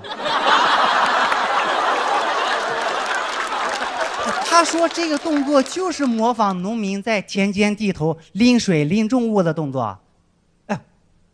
我花这么多钱啊，就是为了看你在这模仿我爸。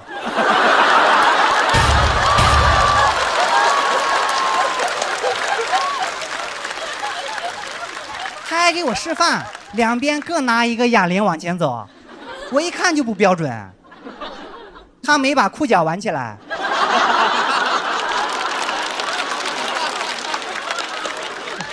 很讽刺啊！小时候我爸妈总是跟我说，他说你长大了千万不要干体力活赚钱，只能说他们的想象力还是不够丰富。我现在干体力活花钱。我越想越觉得健身没必要，也就是我在城里没有地，不然我根本不会去健身，直接去种地。有人可能会反驳我说种地练不出好身材，你不研究怎么知道呢？用锄头的时候收紧核心，抻肩，一组5亩地。一组5亩地。每天来5组，不仅能健身，等到秋天还能同时收获小麦和小麦色皮肤。而且健身健完你就拉倒了，但是种地你不白种，你再种点生菜、番茄，减脂餐都有了。这样健身的钱你省了，减脂餐你也可以自己种，你种个地直接把一条减肥产业链全打通了。商家1分钱赚不着，这就叫用小农经济打败资本主义。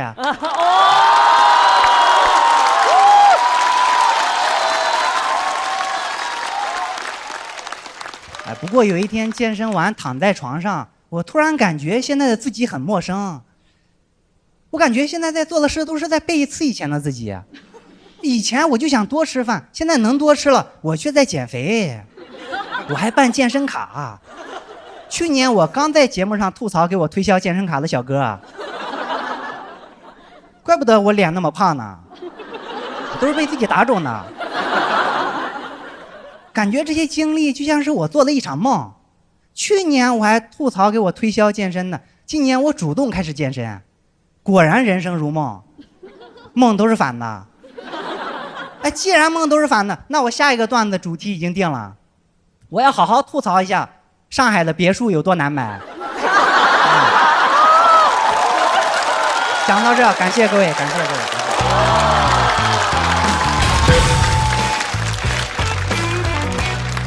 来，投票倒计时。来，再次掌声送给小四爷。太惊讶了，回来了啊！人间9大奇迹，小四爷花钱了，你人设崩塌。当你说你办了私人教练卡，我们都惊了。对呀，都多少钱啊？当时说出来，你的什么感觉啊？其实我最开始不知道价格，啊，他最开始跟我说你是明星，你肯定不差钱，我就那个不好意思拒绝了。然后我是看完价格我才决定跟他讲价的。你讲价这点没说，能说什么？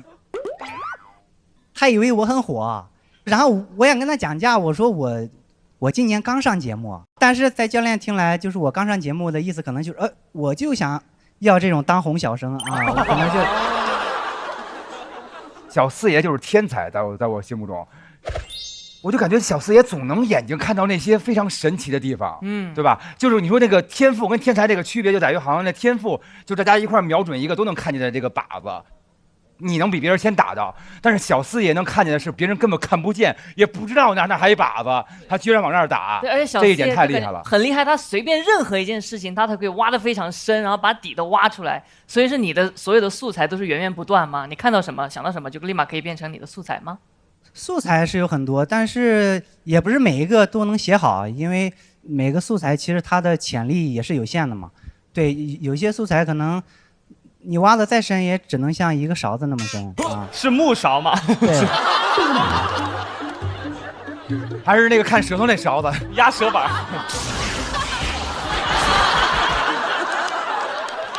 对，但是有一些潜力比较大，然后他可能就能挖到井底那么深。还有一些潜力更大的，就是周深啊，潜力更大的是周深。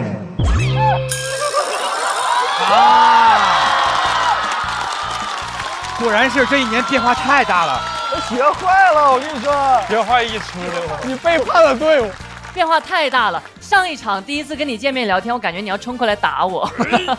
这一场你变脸变得太快，你人设崩塌了，小四爷。对，你甭管说他周深吧，他城府现在很深啊，真的是救命。我其实刚才跟那个鲁豫老师在笑，他一组5亩地。那个地方就真的画面感很强，就是他在外面对3盆玉米，3行玉米，就是他的形容词总会是出乎你的意料，但是当你捕捉到他的信息以后，你会觉得非常的奇妙。他在整个描写的所有的内容都是剖析了那些我们平时很多时候可能会想到，但是绝对不会再往下去了解，比如说健身的底层代码。小四爷的文本特别好，像一个回旋镖，就他不仅是扎一次。他扎完之后，他一定会再回来，所以他每讲一个细节，你可以100%的肯定还会再用到。所以玉米呀，什么种5亩地呀，包括他讲整个减脂餐的过程，然后最后你就知道他最后不仅讲减脂餐，不仅讲减肥，他一定得有一个点。最后那句话我刚才还记下来了，就是用小农经济打败资本主义。我觉得那个就是特别精妙的一笔，因为过去差不多1年的时间，我有时候会刷他小红书。你能眼见这人的脸的确是日渐圆润啊！面包超人，哇，好吧啊！面包超人，越来越可爱了。小四爷很懂得怎么从自己的喜剧人格出发来创作，因为减脂餐和减肥是一个非常多人谈过的话题，但他还是有新的视角，所以很厉害。谢谢。我还特别佩服小四爷一点，就他每次就说完一个梗之后，他特别有那个信心和那个安全感去停顿，让观众去反应，等着大家。但这个好厉害，就是比如唱歌，我是一个觉得前奏长了我都觉得尴尬的人，就前奏长我觉得前奏长你握手去呀，大家好，哎，大家好。所以我就特别佩服小四爷他的这个沉稳的那个安全感，我觉得特别好，特别好。谢谢。来，我们再来看一下，在小四爷的表演结束之后，我们笑笑团给的是满票。现场观众投票之后，小四爷得到的总票数是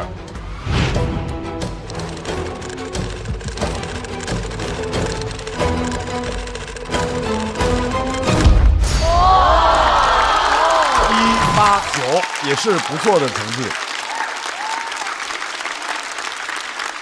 掌声送给乔四爷，加油加油加油加油加油！谢谢。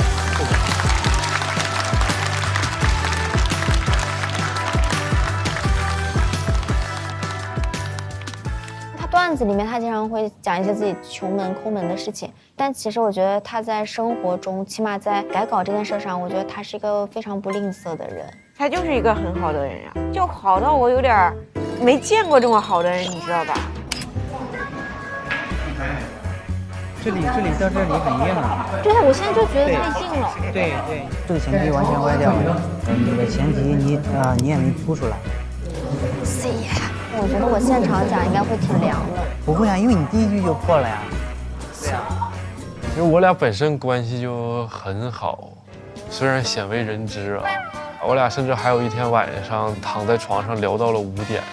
他生活中也特别的可爱，有时候我夸他，我不知道你说的真的假的，这种东亚小孩是这样的，收到一些夸赞他就羞愧，太厉害了，笑死我了，我喜欢这个。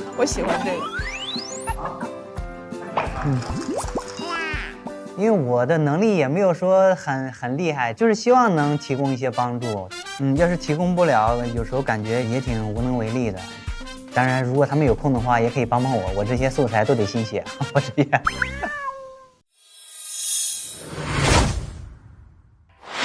掌声欢迎神奇主妇杨欣。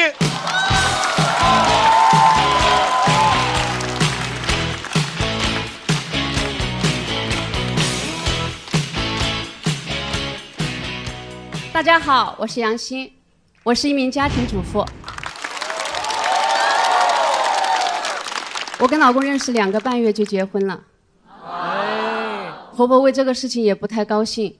我最开始还想这会不会关系不好相处，但后来我婆婆过来照顾我月子，我是总结出来了，婆媳关系它没有市面上说的这么复杂，你只要相互不说真话，相处就会很融洽。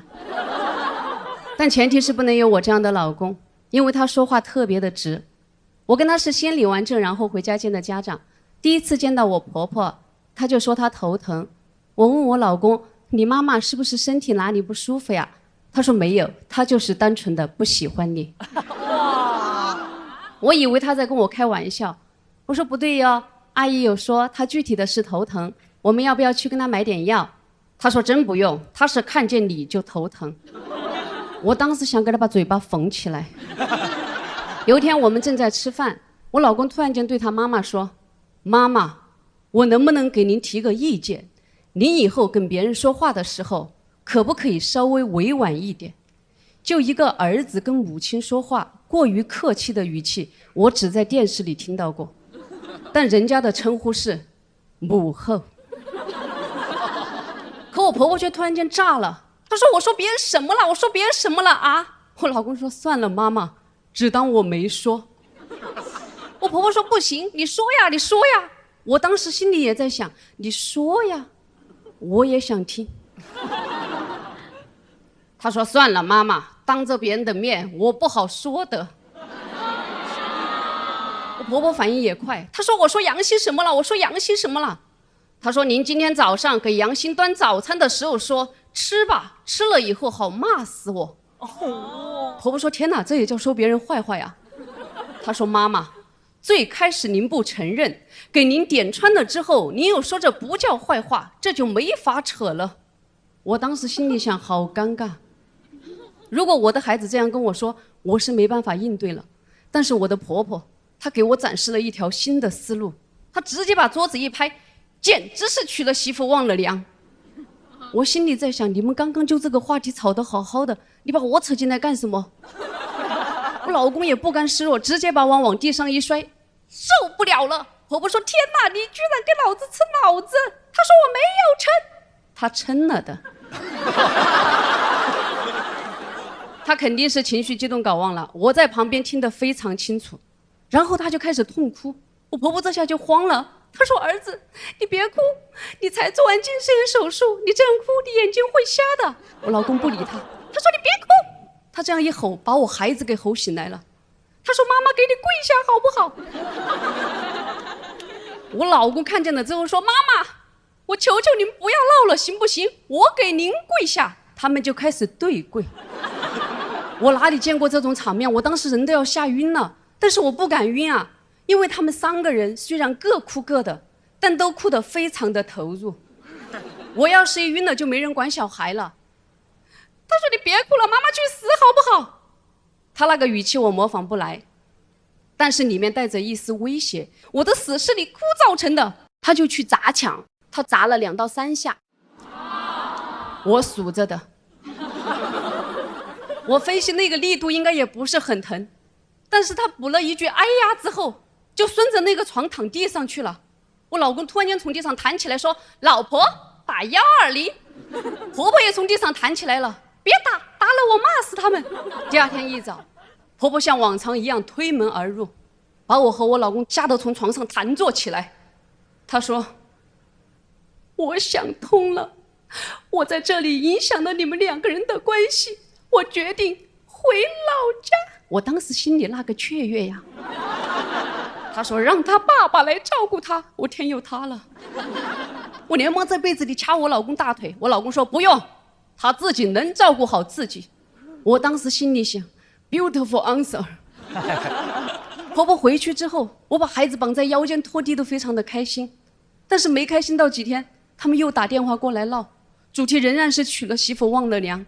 有一天我老公实在受不了了，他说爸爸妈妈，明天我就去跟他离婚，孩子归他，以后不要打扰他们母子俩。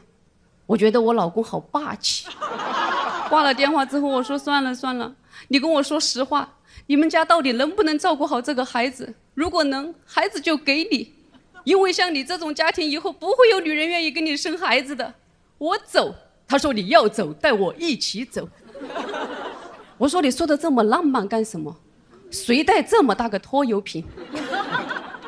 他说这样，从今往后我父母给你打电话，你就不要再接了。我有种被保护的感觉。我说那你呢？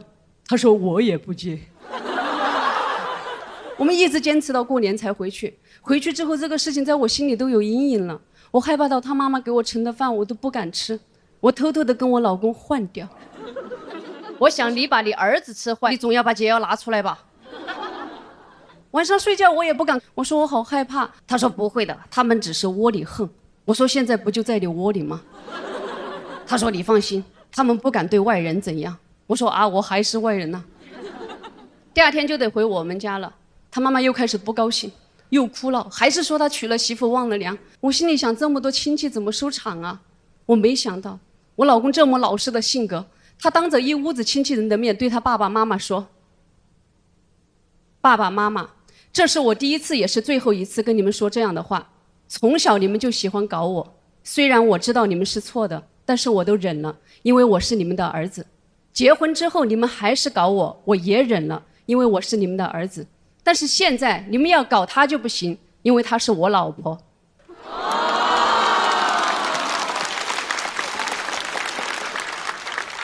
我把这个稿子写出来之后，我说我有点担心，以后你爸爸妈妈听到会不会怪我呀？他说你自己看看，这从头到尾有没有哪一个字是在胡编乱造？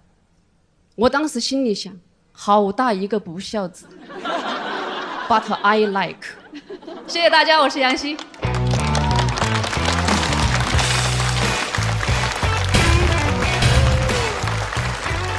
投票倒计时。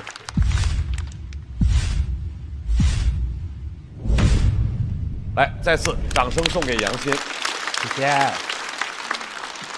我的确最后犹豫了一下，我说说我为什么拍灯，还有为什么犹豫。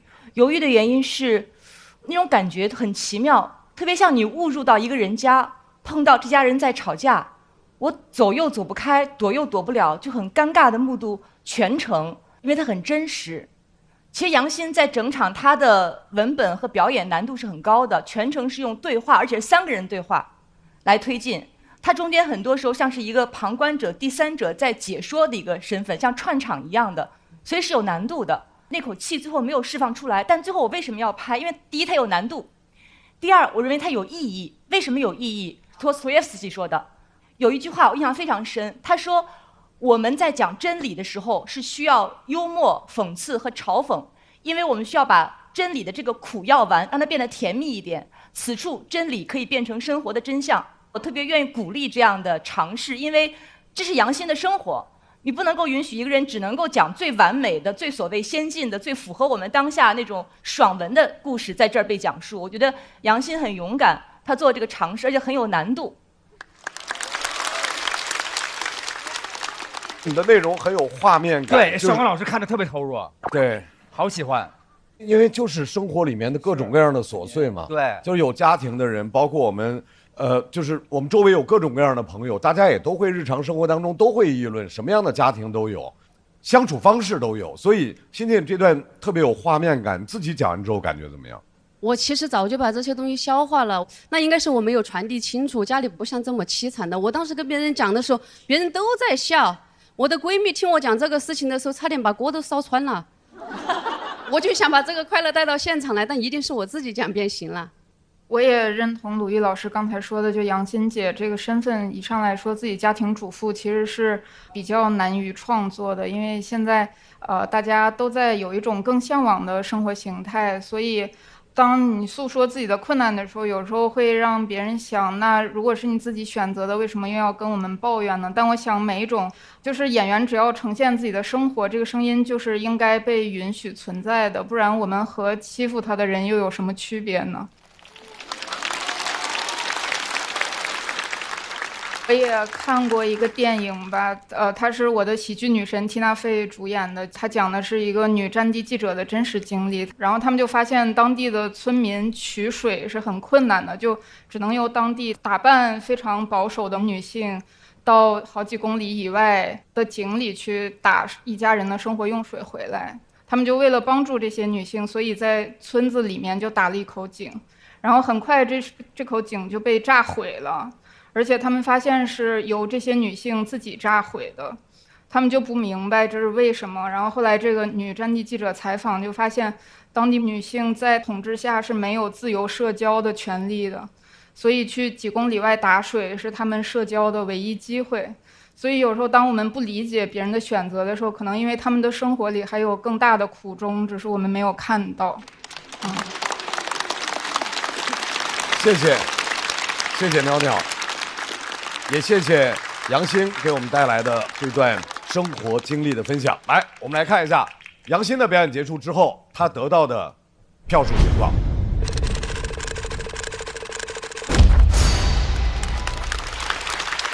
掌声送给杨欣，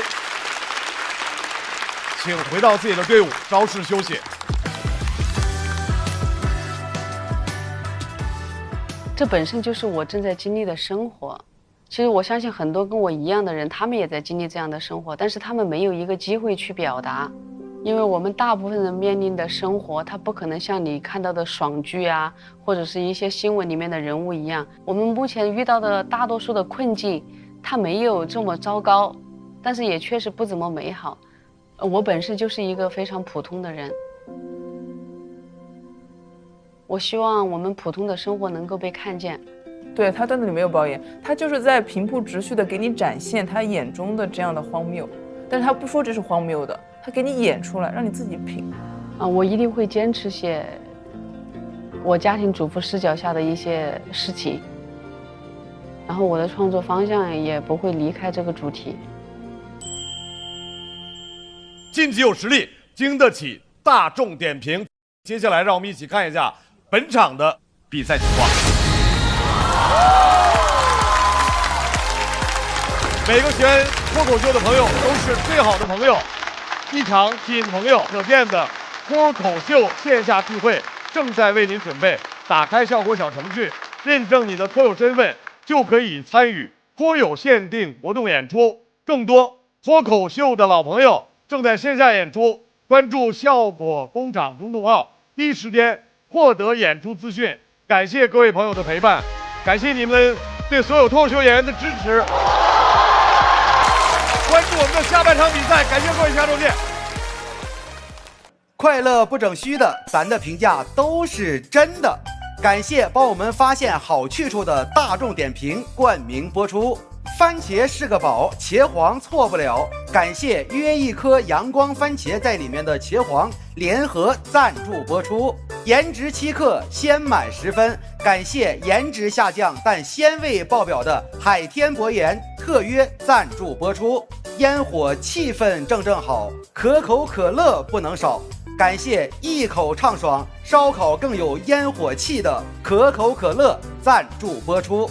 超30倍乳铁蛋白加乳脂球膜，助力宝宝体质双优。感谢真心守护宝宝成长的美赞臣蓝针赞助播出。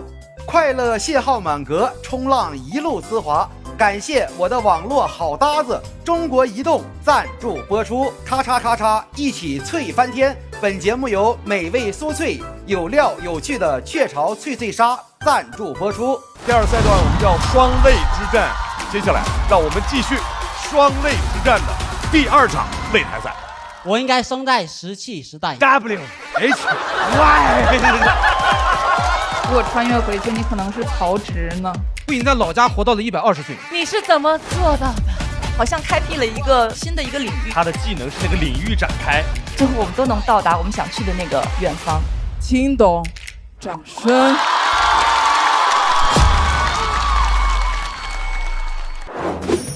啊，先看看这照片，想让大家认不认识？他们说我等比例长大了，哎，这咋不都不挡上点呢？这啊，还有一个更狠的，你看这个。这是谁？你猜猜这是谁？猜猜这是谁？赶紧这块多表现一下子吧！我再涮一下锅。瑞瑞，你到处撩人，怎么有意见呢？哎，长得那么老实，没有单间，没有单间，咱俩拆开吧。都知道上树了。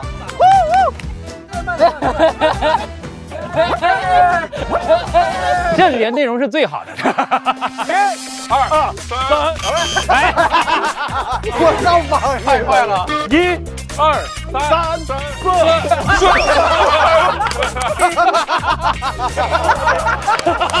今年咋选的人这是？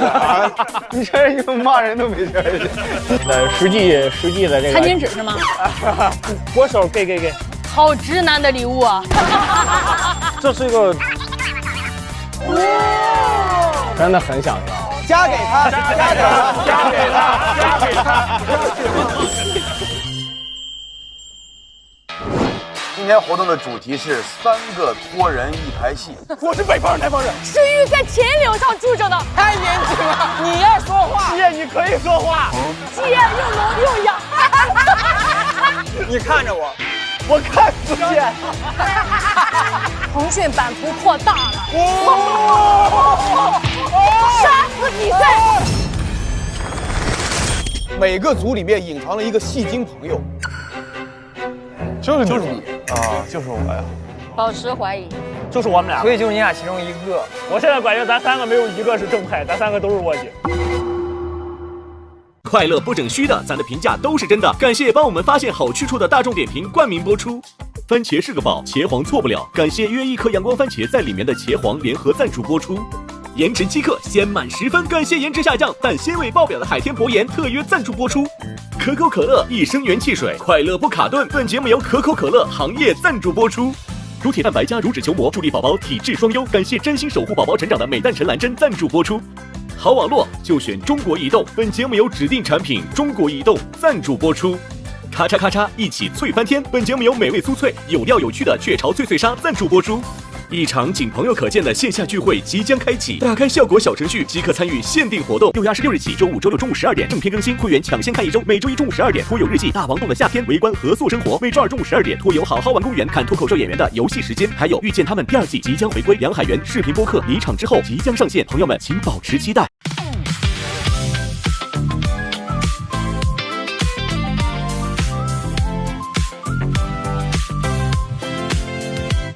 又带着冷笑话出现，幸好只有我懂你的笑点，不用解释，一个眼神到位，不用装完美，做自己才最宝贵。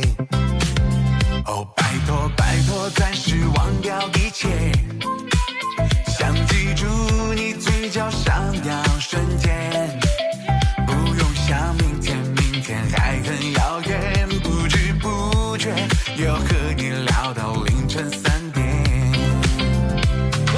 烦恼往外跑，今夜有你们真好，这是我们的约定，祝你今夜过得开心，就要朋友朋友哦朋友，就要和你聊一整宿，就要笑声传遍海洋和银河，就要快乐快乐快乐，这样朋友朋友哦朋友，就要感受。更多节目精彩资讯尽在新浪娱乐微博综艺、新浪综艺。感谢立地城传媒、天气通、新浪新闻、腾讯娱乐、GQ 对本节目的大力支持。感谢指定问答社区知乎的大力支持。上知乎参与托友3问题讨论，参与知乎剧综圈子活动，解锁惊喜好礼。感谢独家播客合作平台小宇宙。想继续听脱口秀演员们台前幕后的真实故事，上小宇宙 APP 搜索托友3特别企划，一起听见喜剧人的唠友局。感谢脱口秀和他的朋友圈跳海酒馆、水果汤泉对本节目的大力支持。